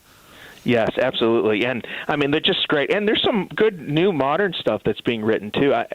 Christmas is such a multifaceted diamond that it has really inspired some of the best art and music and literature that we have. Well, you mentioned the modern stuff. Your boss turned me on to Andrew Peterson a couple of years ago, and I've just become this huge fan of his and this Behold the Lamb of God album he just came out with. Yeah, I love Andrew Peterson's work. And if you ever have a chance to go live to the Behold the Lamb of God show, it's just spectacular as he kind of walks through lyrically the story. And he's got such a gift of, hymn writers and songwriters that have a gift of just capturing the emotions of the moment and weaving in that theology are really a gift to the church, I think. Yeah, I think they are. All right, Dan, I won't keep you any longer, but I appreciate you and appreciate this book. I really did enjoy reading it. I don't like to have people on whose books I haven't read. Occasionally I have to. This one, I made sure I read it before I had you on, and I really enjoyed it. Well, thanks for having me, Eric. I appreciate it, and keep rooting for the Cubs, man. Absolutely. Dan Darling with the Ethics Religious Liberty Commission in Nashville with the Southern Baptist Convention. The Characters of Christmas is his book. You can get it on Amazon. The Characters of Christmas, the unlikely people caught up in the story of Jesus. And he really does go through. You got Joseph, Zachariah, Elizabeth, Mary, the angels, the innkeeper, the shepherds, the wise men, Herod, Simeon and Anna, the surprising people in Jesus' family, and the even more surprising people in Jesus' family. I'll let you guess who those people are. Great book. You can text data to 33777 if you would like a copy of his book. That reminds me, I got, it's kind of funny. Christy and I were having this conversation the other day, and I also got a text. Where is it? Let me give credit to who? Devotional. From David in Vidalia, wanting to know if there is a good Christmas devotional I recommend. Sinclair Ferguson actually has a fantastic devotional. Let me get on Amazon right here. Yeah, I know. This is so unprofessional of me. Sinclair Ferguson has a Christmas devotional. And it, too, if you want a good Christmas devotional, is a great one. I did it, read it several years ago, and now I passed it off to my wife because she was asking for a devotional. It's called Love Came Down at Christmas, Daily Readings for Advent by Sinclair Ferguson. Actually came out 2 years ago. It is a great one. By Sinclair Ferguson, Love Came Down at Christmas. And then if you want Dan's book, The Characters of Christmas, text data to 33777. I'll send you an Amazon link. It supports the show by ordering through Amazon. They give a little referral discount to us. And it's a good book. If you want one to read with your kids for Christmas, highly recommend it. We are in that season. Well connected and well respected. It's Erick Erickson, live every weekday.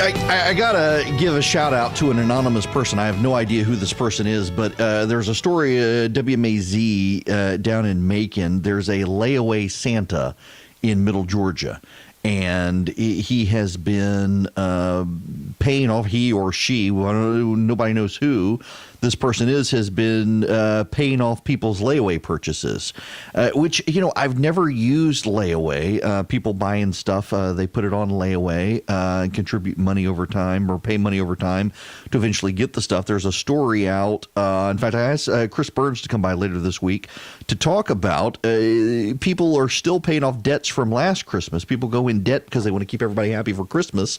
And this person is going around Middle Georgia and just paying off everything on layaway for people and having the stores call and get people to come. Nobody knows who it is. And you hear these stories out all over the place. This one being in Middle Georgia is a good one to highlight. The other thing worth talking about is there's a story in the Wall Street Journal, and I've seen the story crop up over the years, that fake Christmas trees are now more popular than real Christmas trees, that increasingly Christmas tree farms are going under as people go with the fake trees that don't leave a mess behind. And I'm really torn on that because we've got a fake one. In fact, we got a giant fake one, and a piece is missing from this tree, and it leans about 15 degrees. It's like the Leaning Tower of Pisa Christmas tree. And it didn't the first year, and clearly I have misplaced a piece that goes on one of the attachments. It's a giant tree, and I like it. It's pre-lit, all that sort of stuff. The elf on the shelf has not yet spent his summer dismantling my Christmas tree lights. But I have to do it because at some point late in life, I have become allergic to evergreen trees. Cedar, cypress, pine, I am completely allergic to them now. I can breathe them. The fragrance doesn't bother me, but if I touch them, like we've got juniper trees in our front yard, juniper bushes, and I was out hanging Christmas lights and had hives all over. Got into the cedar trees behind our house to get a ball out recently, and if I rub up against them, if the sap gets on me, I just break out into rashes head to toe and have to take Benadryl because I start having breathing problems. It's the most bizarre thing. I never had this problem as a kid. Used to climb up in the pine trees as a kid. We always went out to my grandfather's farm and cut down a Christmas tree every year. It was only in my late 20s, early 30s where I started to have a problem. So now we got a fake tree. I'm sure you really want to know all that. So I get the desire of a fake tree, but man, a real tree, there's just something beautiful about a real tree. Although I don't know that I would get one until towards the end of Christmas, go out to a farm and cut one down so that it's not completely dried out and burns your house down. I just have this perpetual fear of the house catching on fire. Charlie says I need bubble wrap. He may be right. So I went the day after Thanksgiving. I got a gun. True Precision sent me a custom Glock. They had modified it for me. Absolutely beautiful. It was a gift from them. They listened to the show, wanted to get me this Glock. It's a 43X, and went to the gun range with my son, 10-year-old. He wanted to try 22, and so he's trying the 22. I'm trying the 43X, and the safety glasses keep fogging up on me in the gun range, so they're not pushed up onto my forehead, and there's no problem there. I'm shooting the Glock, and it's great, 9mm, and he's worn out, he's tired, he's ready to go, and he's still got like 10 rounds left to shoot. And so I just decided I'd take the Ruger 22 that he was shooting, and I would rapidly get off all 10 shots, and one of the shell casings bounced off the wall and slid down through the top of the safety glasses, hit me in the eye, and it burned me under my eye. It looks like a cut. It's a burn. And it also, the top of it got my actual eyeball, and it was days before I could see out of my left eye again. I called a friend of mine who's an eye surgeon, and he said it would heal itself. Use eye drops. So I did. Sure enough, it did. But I was a little bit concerned there for a couple of days. I tell you, the accidents in my family, we always have these crazy things happen. Now, we need to move on from my crazy things to the other crazy things happening in the world, including Atlanta has decided to ban plastic. They've become one of those places that needs to scratch the itch of white rich people who feel good about themselves. They vote for Pete Buttigieg and they ban plastic straws. Hartsfield-Jackson, two dead mayors International Airport, is going to ban plastic drinking straws, but not just plastic straws. They want to ban utensils as well. Plastic utensils. Now, just so you know, in airports, you can't have metal utensils. So what are they going to do? In some places, they've started doing these gross balsa wood utensils that when they get wet, they start to swell and the wood gets soggy in your mouth and you wind up chewing off. It's horrible. It's probably another reason we need to take over the airport of Atlanta. The state needs to take it over. Burt Jones, from where's Burt from? From Jackson, I think, Jackson, Georgia. He has offered legislation the last 2 years in a row for the state to take over the airport, and I agree with him in principle. While I actually think the mayor of Atlanta, Keisha Lance Bottoms, is doing a good job, much better than Kasim Reed, she completely controls the airport. She's in charge of the airport authority. She appoints all the people. They appoint people. They're all beholden to her. There's no oversight from city council. That's why Kasim Reed and all his people got in trouble with the feds over the airport, among other things. And this is a major part of the Georgia economy. And it's one person, the mayor of Atlanta, who is in charge of a major economic engine in the state of Georgia. And now the Atlanta City Council, stretching their legs on the issue, wants to ban plastic products in the airport. Can you imagine? Paper straws are gross, but the forks and the knives and stuff too, horrible. We'll get into this and more when we come back.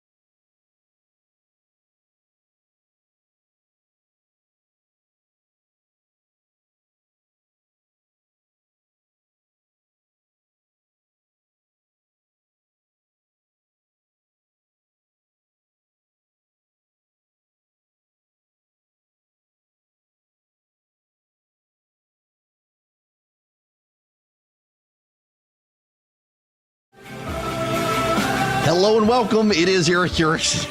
I'm sorry. I'm chuckling about something, and it's cruel and mean, and I should not be starting this hour by having even read. It's so bad. Internet commenters are the worst people on the planet. I say all the time that President Trump is like an internet comment section come to life. Jesus. I guess I should explain. But first, the phone number, 877-97-ERIC, 877-973-7425 is the number. We'll take your phone calls if you want. We had a couple people call this morning reacting to Kelly Loeffler as the Senate pick. Brian can't be blown up by Sean Hannity and others for picking Loeffler. He's going to make the announcement tomorrow. Today is a day to honor Johnny Isakson. If you want to weigh in on Kelly Loeffler, 877-973-7425. Y'all are going to have to forgive me, but I might as well let you know. I'm laughing. Gallows humor laugh here. Passengers spent 11 hours in the air only to end up where they started. This from Fox News. A flight from Amsterdam to Mexico City was forced to turn around 5.5 hours into the flight due to a volcanic eruption. The plane was reportedly unable to land at another airport because it was carrying horses. KLM flight 685 from Schiphol Airport to Mexico City was over Canada when the decision was made to turn around. The plane returned to the airport it originated from, making it a very long flight that went nowhere. The plane couldn't land at the original destination because of volcanic activity in Mexico City. The eruption created unfavorable flying conditions. The airplane would normally land at an alternate airport, but it was carrying a cargo of horses. And between visa requirements for passengers landing and the paperwork and legal requirements related to the cargo of horses on the plane, there were horses. Think about that. There were horses on a transatlantic flight from Amsterdam to Mexico City. And so they couldn't land. They had to turn around. It wound up being an 11-hour flight between Amsterdam and Mexico, which is just kind of extensively crazy. What a long flight. Now, it was if you're curious like I am about these things, it was a 747 400 that was flying, and it landed, my goodness gracious, and had to, goodness gracious, how bizarre. You should also know that this plane has had, when you look at it, actually, this plane, it looks like this trip has had a history of turning around and going back. There were bird strikes. There were fuel dumps. I'm scanning Twitter right now with this airline flight number. This is KLM flight 685 between Amsterdam and Mexico City, and just on and on it goes with all these things. There's been bird strikes that have caused this plane to turn around. There's the horses. There's the volcano. Over the last year, it's been an eventful flight. Interesting. But, okay, so now why I'm laughing. Internet commenters are terrible. Someone on this Fox News article, the second from the top comment is, I hope Sarah Jessica Parker wasn't on that flight. They would think a horse was trying to sneak off as a passenger. Oh, internet commenters are the worst. My goodness. Okay. Now, we should actually move on to other things. We'll get into the plastic stuff here in a minute, but just a public service health announcement for you guys. Georgia is having the highest rates of flu right now. I am one of those people who the flu shot has always made me sick, and every doctor swears I don't have the flu. I have always been hesitant to get the flu shot because every single time I get the flu shot, every time I get the flu shot, I get sick without fail. And every doctor has always told me it is always a coincidence. You don't get the flu from the flu shot. And I'm sorry, but after I am 44 And after maybe 35 years of getting the flu shot, I get the flu. Well, not that many years, maybe 20 years of getting the flu shot. I get sick. It may not be the flu, but I feel terrible for 2 days after I get the flu shot, without fail, every time I get the flu shot. And I'm not talking about my arm hurting. Everybody's arm hurts after the flu shot. I'm telling you that I don't feel good for 2 days after I get the flu shot. And now my 10-year-old son is the exact same way. When he gets the flu shot, we have to plan on getting it to him on a Friday, because if we give it to him on Saturday, he's probably going to miss Monday at school. It takes him about 2 days to not feel bad after getting the flu shot. And I'm sorry, all you doctors who are listening right now telling me it's psychosomatic or whatever, after 20 years of this, I have just come to expect that if I get the flu shot, I'm going to spend a day in bed at minimum. And I've had doctors tell me that actually it takes 2 weeks for the flu to circulate. So what probably happened is you encountered someone with the flu, and then you got the flu shot, and it amplified it amplified what you got, or you got a mild case of the flu from someone, because the flu shot doesn't prevent all flus. I'm raising all this because the Centers for Disease Control has released its latest report on the flu activity, and it found that Georgia is the worst state right now for the flu. Alabama, Georgia, Louisiana, Mississippi, Texas, and Puerto Rico all saw the highest levels of flu activity in the past week. The flu season has started early. I have a bunch of members of my family got together for Thanksgiving, and they all had the flu shot and still got sick, got the flu, but a milder case than they otherwise would have had. And I am told by several friends of mine who are doctors that there is one strain of flu circulating that the flu shot is not preventing this year, but most of the strains that are circulating are being prevented. The good news is that if you get the flu shot and you get the strain that's not in the shot, you're going to have a milder case, from the doctor that I was talking to. And I've seen other doctors reporting on this as well. The main thing you need to know is that the flu this year is actually really, really bad. It's not just that it's widespread, it's that the intensity of symptoms of the flu this year are pretty terrible. So I really recommend you get the flu shot. If you haven't, particularly if you live in Georgia, you need the flu shot. I can't recommend it enough, and I'm one of those people who I don't like to get the flu shot. I get sick every time I get the flu shot. I'm tired of doctors telling me it's in my head. After 20 years of this, I know good and well that I'm sick. I have fever. Fever is not in my head.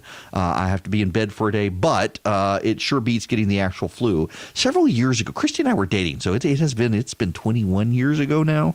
She got the flu, and I was at Mercer. She was in Carrollton, so I drove up from Macon to Carrollton. I was headed to my family in Louisiana. I stayed overnight with Christy and her family, and she got the flu. I did not realize that she didn't realize she had the flu.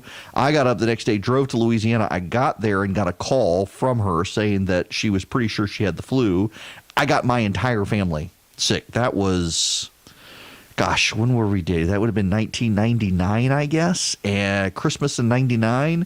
And I have gotten the flu shot every year since. And now, of course, Christy has lung cancer. So we kind of, in our family, we make sure we take care of ourselves with the pneumonia vaccine and the flu vaccine. We do not want my wife getting anything in her lungs, and it still happens. She actually got the flu this past year, even though she had the flu shot.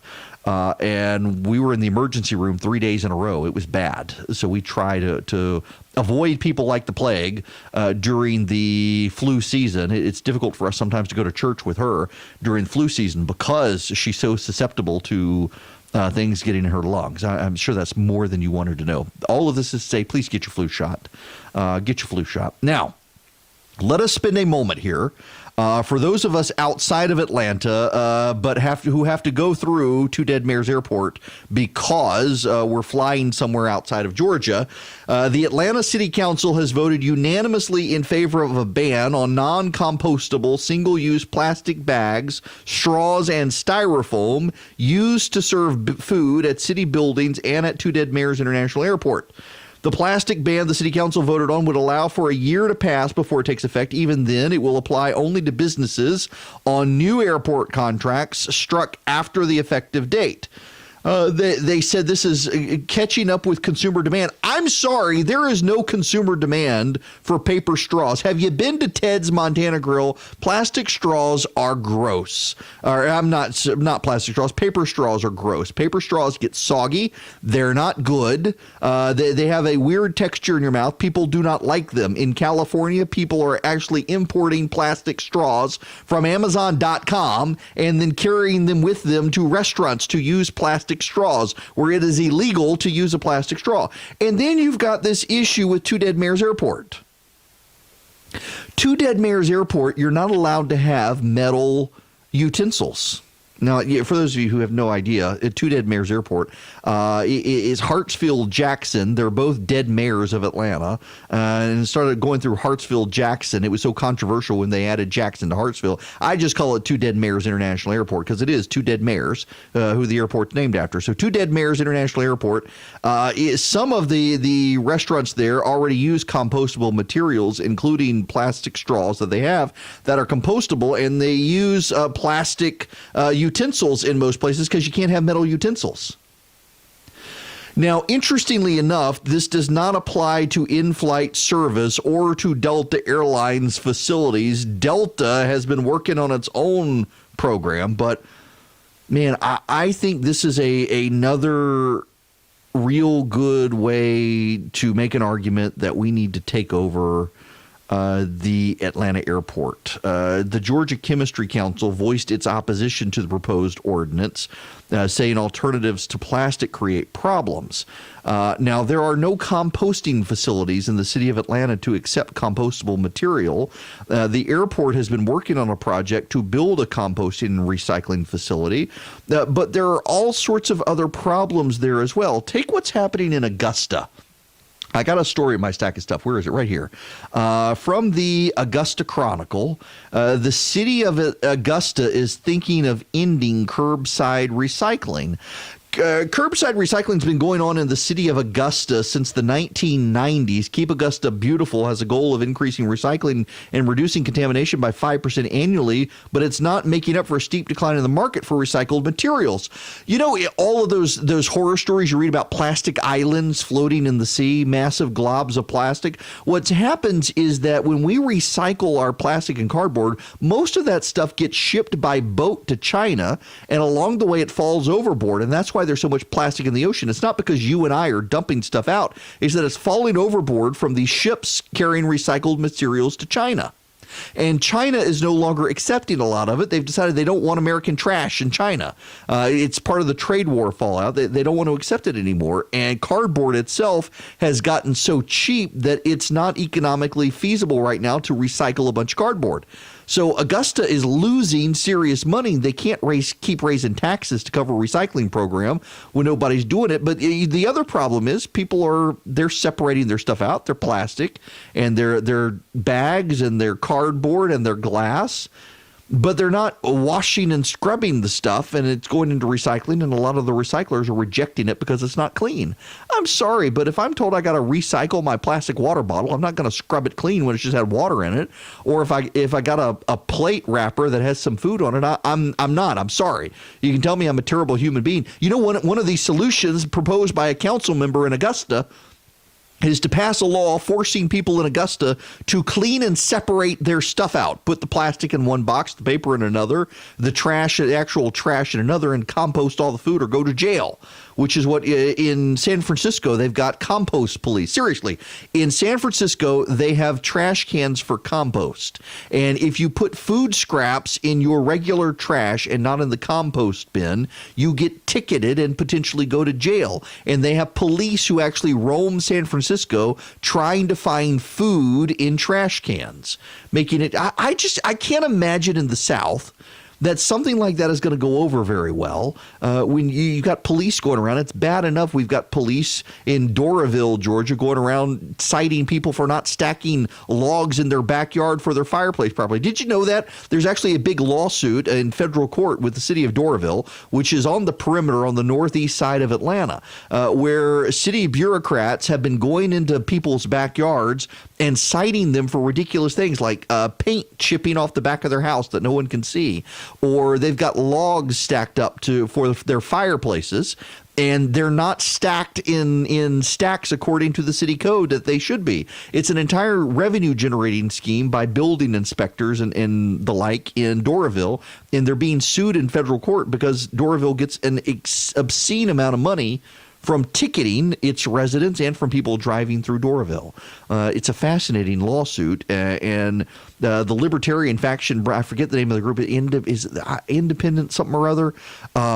They're actually pretty confident they may win in court over this because there is a Georgia law already that cities cannot generate certain amounts of revenue based on ticketing and stuff. And I mean, you've just got egregious cases there of one city inspector actually did go in someone's backyard, and the person had a pile of logs for their fireplace, and they were not stacked. They were just in a pile, and the city code requires that they be stacked and not in a pile.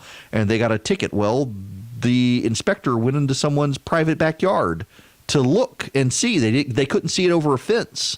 They went into the backyard and found it, or maybe they flew a drone. I don't know. It was very bizarre. All the litigiousness. I hope they do win. That's a terrible case.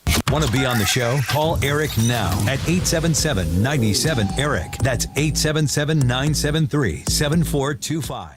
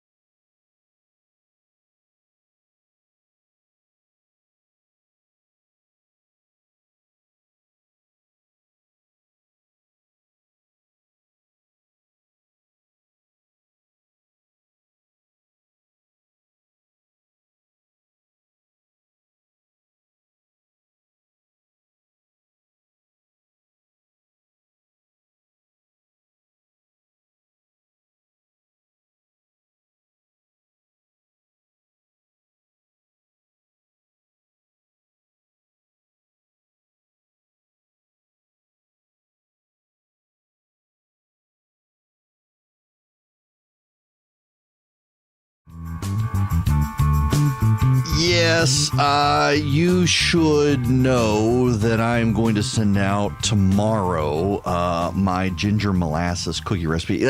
So I love ginger snaps. I do. I like ginger snaps. I like to eat. Have you seen the live stream? But my mother-in-law, no, I take it back. Who was it? It's my friend Jeff. His wife has a ginger cookie recipe from her grandmother. And what I like about it is that it's chewy. You know, ginger snaps, they're very crumbly. They snap. And this is more of a chewy cookie. And I really like this recipe, and it's great for this time of year. I'll tell you, my daughter has taken over making these cookies. She likes them so much. They're ginger, molasses. I forget what else is in them, but she'll get the icing from the store, like the Duncan Hines or the Pillsbury icing, and she'll make cookie sandwiches with these ginger snaps, ginger molasses cookies for her friends at school. And she's the popular kid because she brings in the ginger cookies and the chocolate chip cookies that she makes. At 14, we've got her in the kitchen. Hey, I started young. She does too. If you want this recipe, and I'll continue to send out holiday recipes through the Christmas season, text the word recipe to 33777, and happy to get you taking these. I want to play for you. We got to get back into some politics here. We got Joe Biden out on the campaign trail, and his slogan is "No malarkey." No malarkey. And, well, CNN is afraid that young people don't know what malarkey is. Politics lead now for the kids out there. It's an old school, more polite way of saying BS. Former Vice President Joe Biden is on an 8-day, 18-county no malarkey tour across Iowa. The barnstorming comes as polls have Biden solidly in the lead nationally, but with Mayor Pete Buttigieg surging to the top in Iowa with just 63 days until the first votes in the race. Maddie, one Iowa voter told Politico she's afraid Biden is going to get the OK Boomer treatment with an old school slogan such as no malarkey. He's already chasing a much younger Mayor Pete in Iowa. What do you think? Okay, so I'm a couple of years older than Pete Buttigieg. I had to Google what malarkey means, which I did in the ad break. You literally did not know what it meant? I mean, I've heard the word, but I don't know the exact meaning. And it refers, do you know the exact meaning? Nonsense? Yeah, nonsense, meaningless talk. And kind of, if that's Joe Biden and he goes with no malarkey, I mean, he's the king of meaningless talk and nonsense.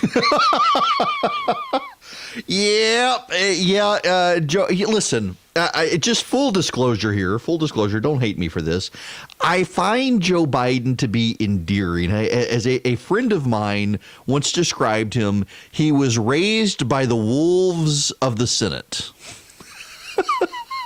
The wolves of the Senate. It's true. Joe Biden was raised by Chris Dodd and Ted Kennedy, who were notorious in the 80s for being womanizers to the point of groups and more than once was the orgy word mentioned relating to those two. And Joe Biden was raised by them in the Senate, except Joe Biden was married. He lost his wife very tragically in a car wreck, as well as a child. Remarried Jill Biden, who raised Joe's other children as her own, and they clearly had serious issues with the surviving children. And I suspect it had something to do with the trauma from the loss of their mom, Hunter and Bo, and I forget the daughter's name. But I've always found something endearing about Joe Biden. I disagree with him on politics. I think he's wrong on everything, but he is a nice guy. But man, he tells some stories out there on the campaign trail, and they're coming back to haunt him.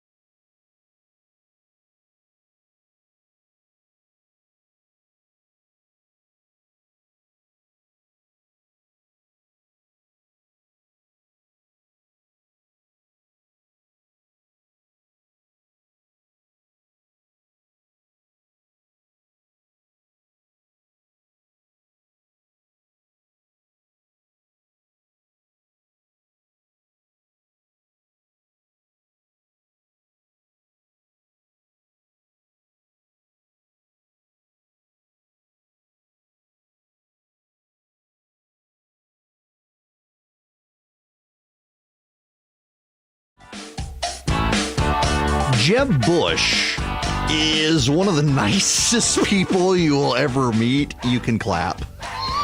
He's a very nice person. Whether you agree with politics or not, he's a nice person. And he is being savaged by Democrats today for pointing out Elizabeth Warren's hypocrisy. You will recall, let's see, I think I've still got the audio. Let me see. No, maybe I don't. It happened in Atlanta.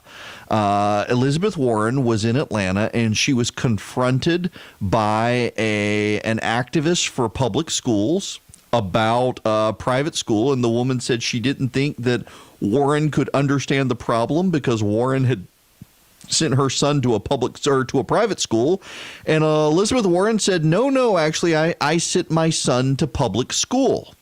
It turns out that not only did Elizabeth Warren send her son to a private school, but sent him to one of the most expensive private schools in the country, a private school in Philadelphia. And people are calling BS on her for this claim that she sent her son to public school. Now, in fairness to Elizabeth Warren, she sent her son to public school through 4th grade. But in 5th grade, she sent her son to private school where he graduated from that private school. She says she's public school proud, but from 5th grade through 12th grade, her son was in private school. And the activist in Georgia is livid that she was lied to by Elizabeth Warren.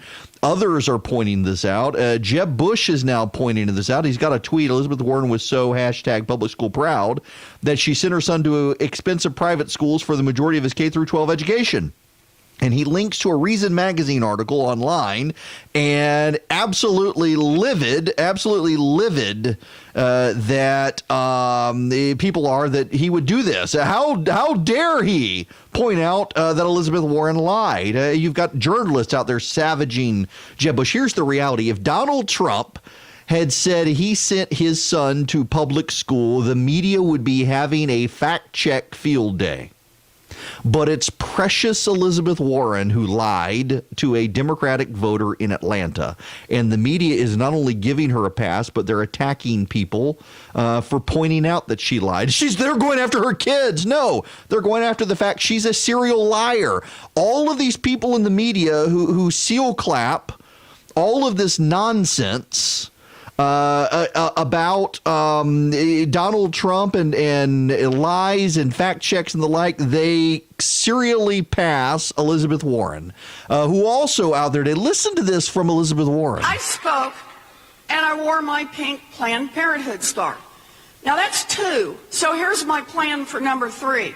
I'm going to be wearing that scarf when I'm sworn in as President of the United States. Elizabeth Warren telling people that when Donald Trump was sworn in, she wore a pink Planned Parenthood scarf, and she intends to wear it on Inauguration Day when she's sworn in.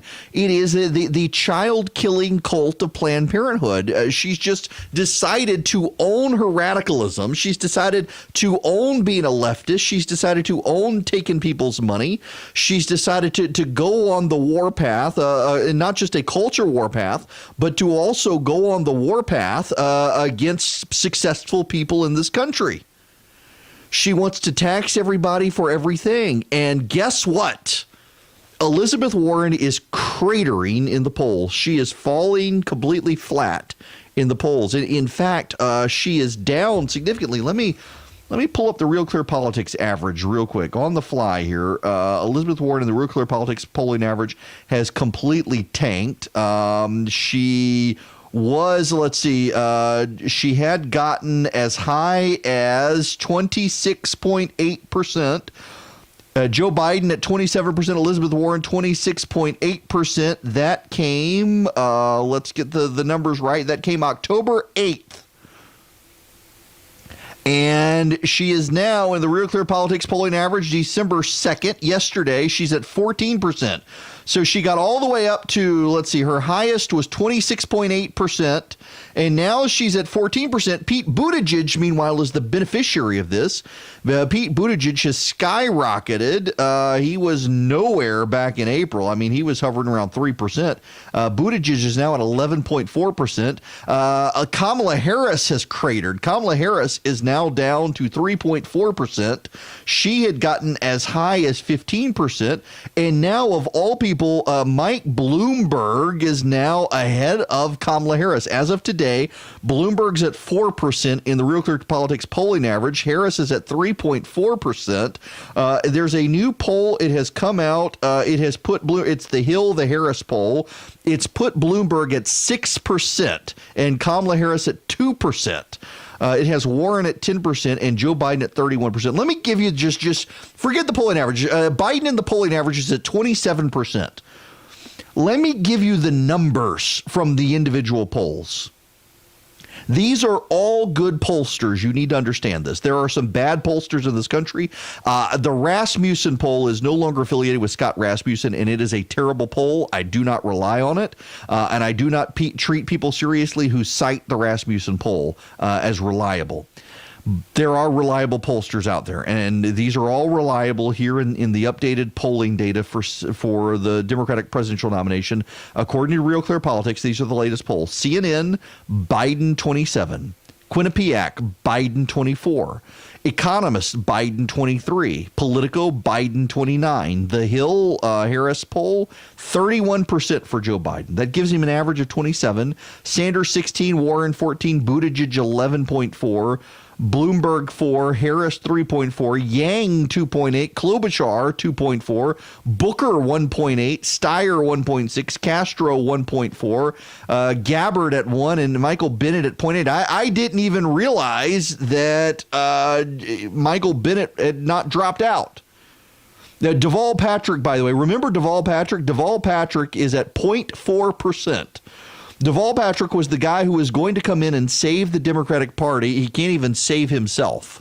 And then here comes Bloomberg skyrocketing into the field. And the Democrats are really, really upset that this upstart billionaire has jumped into the race. And meanwhile, you've got Democrats demanding that every other Democrat support Medicare for all, Medicaid for all. Congresswoman Nina Turner, listen to this. And for the folks, and I don't know how you can be a Democrat worth your salt. Yeah, I'm going to say it. And you don't believe in Medicare for all. Now, if you're okay with the way things are going, for you, what the senator is talking about is radical. Medicare for all. You've got to be a Democrat. How can you consider yourself a Democrat if you don't support Medicare for all? This is a leading Democrat in the House of Representatives who thinks everybody who wants to be a Democrat needs to support Medicare for all. And what's happened to Elizabeth Warren? Elizabeth Warren aggressively announced her Medicare for all plan when mid-October she was at 26% in the poll. She was virtually tied with Joe Biden. There was one day in the Real Clear Politics average where she was ahead of Joe Biden, 26.6% to Biden, 26.4%. She came out with her Medicare for all plan, and where is she now? She's at 14% in the polls. Bernie Sanders came out with his Medicare for all plan. He was as high as 24% in the Real Clear Politics polling average. He is now at 16%.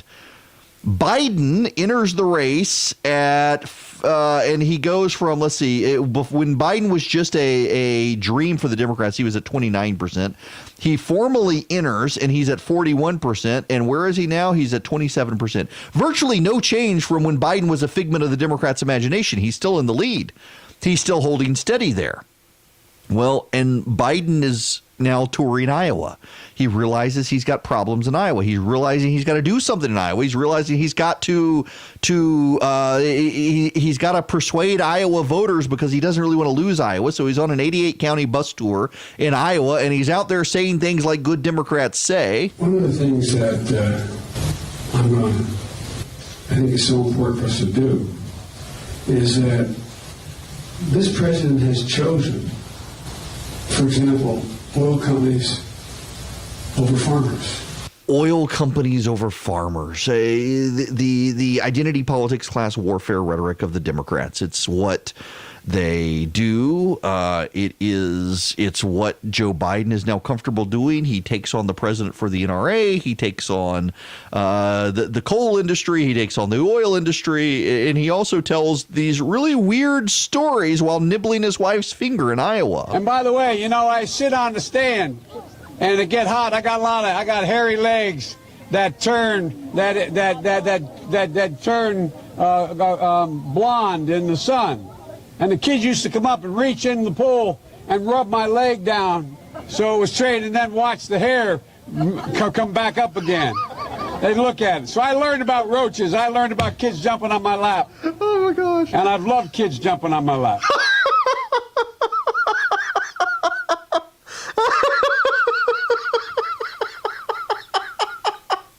Oh my gosh.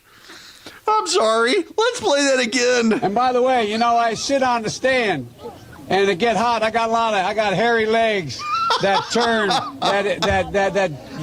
turn blonde in the sun.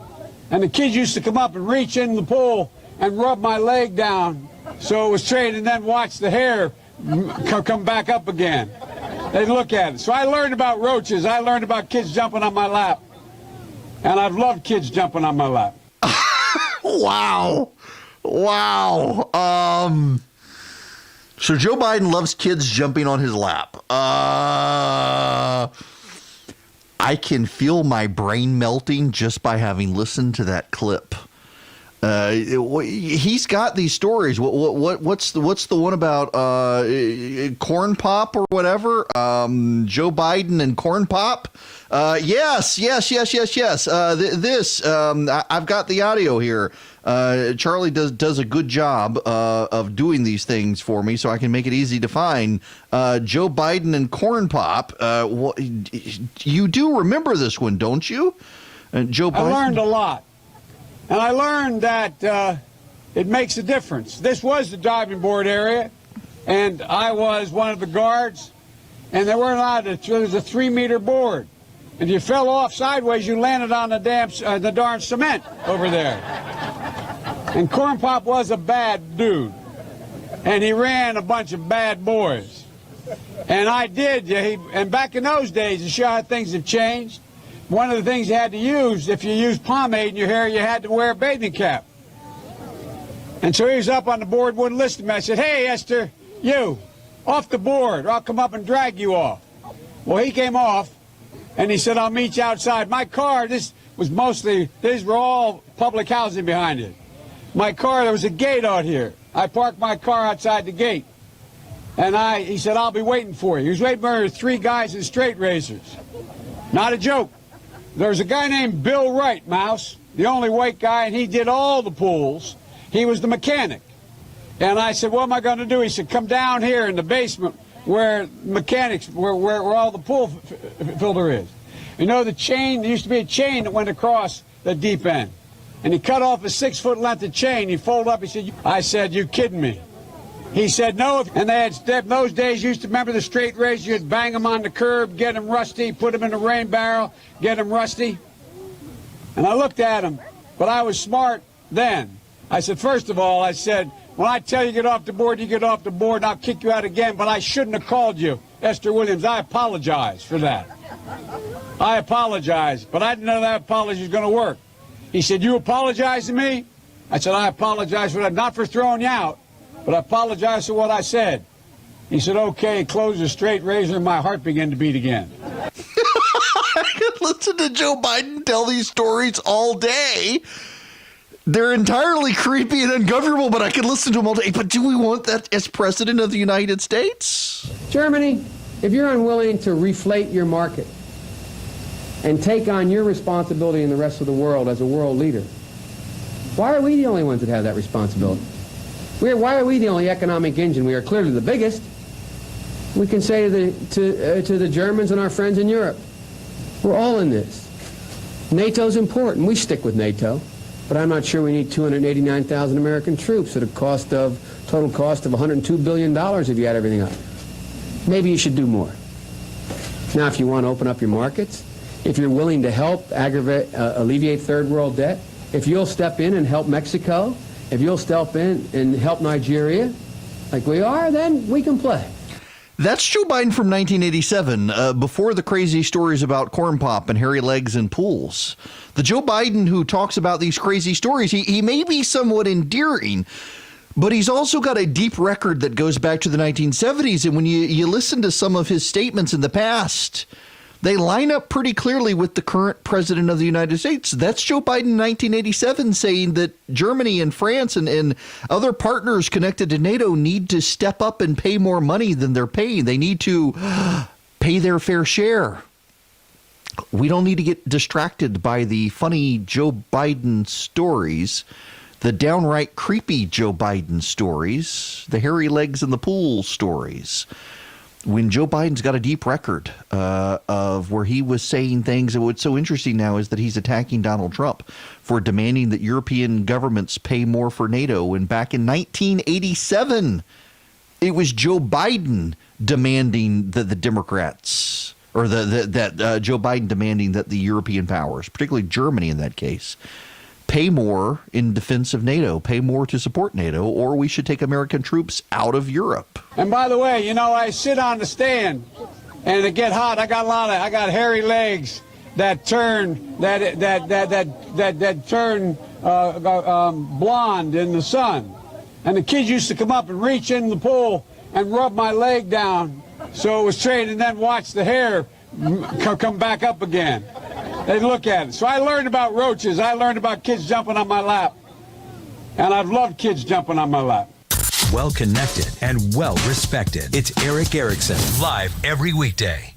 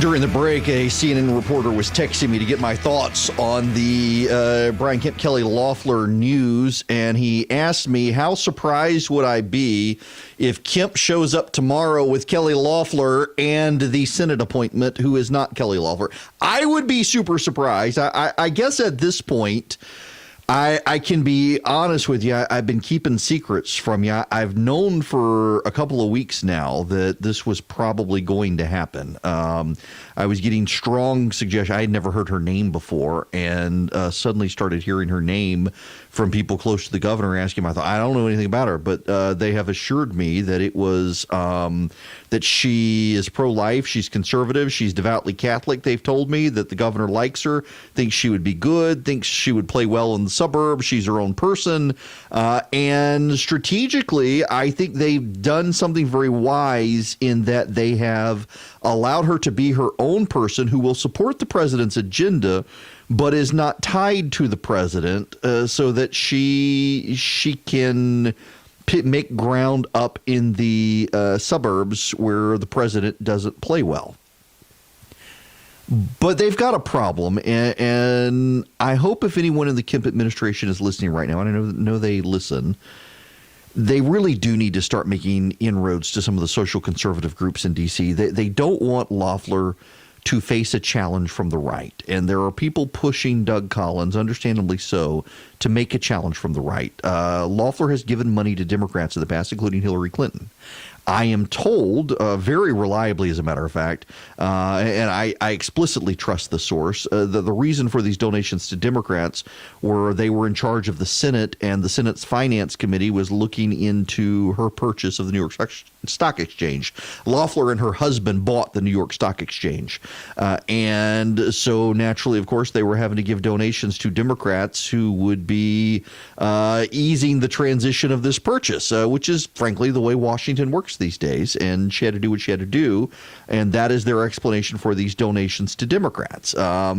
She has never been involved in conservative politics. She's never been involved in the pro-life movement, and I got to tell you, the worldview matters to me. And if she's not grounded in a faith worldview, if she's not grounded in a worldview of being pro-life, that's a problem for me. And they tell me she is, but I don't know her. I trust Brian Kemp. I don't trust Kelly Loeffler because I've never met, I've never spoken to. I don't know Kelly Loeffler. But I know the governor. And I know the governor's heart on these issues is he understands he needs a conservative, but he also wants someone who can be their own person. And so I'm willing to trust him, and I'm willing to tell conservatives, giving the benefit of the doubt. It's offensive to me, honestly. I'm voting for the president in 2020. The president calls me. We talk on occasion. I've known the vice president for a long time. It's very weird to get calls from the president in the middle of the night. It hadn't happened to me in a while, but it has happened more than once. But the president knows how I feel about this, and I've been very honest with the president that I'm put off by this cult of personality around the president. These people who feel the need to hump the president's leg all the time and stay in the president's good graces. And it's not an issue with the president. And you should understand that it is not an issue with the president. It is an issue with the president's supporters who feel like they need to do these ridiculous displays of affection to stay in his good graces and turn on anyone they think the president doesn't like. The president has not come out publicly and said anything about Brian Kemp. But these people perceive that Brian Kemp is insulting the president, and they feel the need to attack Brian Kemp. When the president, the only thing he said has been positive towards Brian Kemp. I wish people would just get over this cult of personality. They're hurting the president in the process. We will talk more about this tomorrow.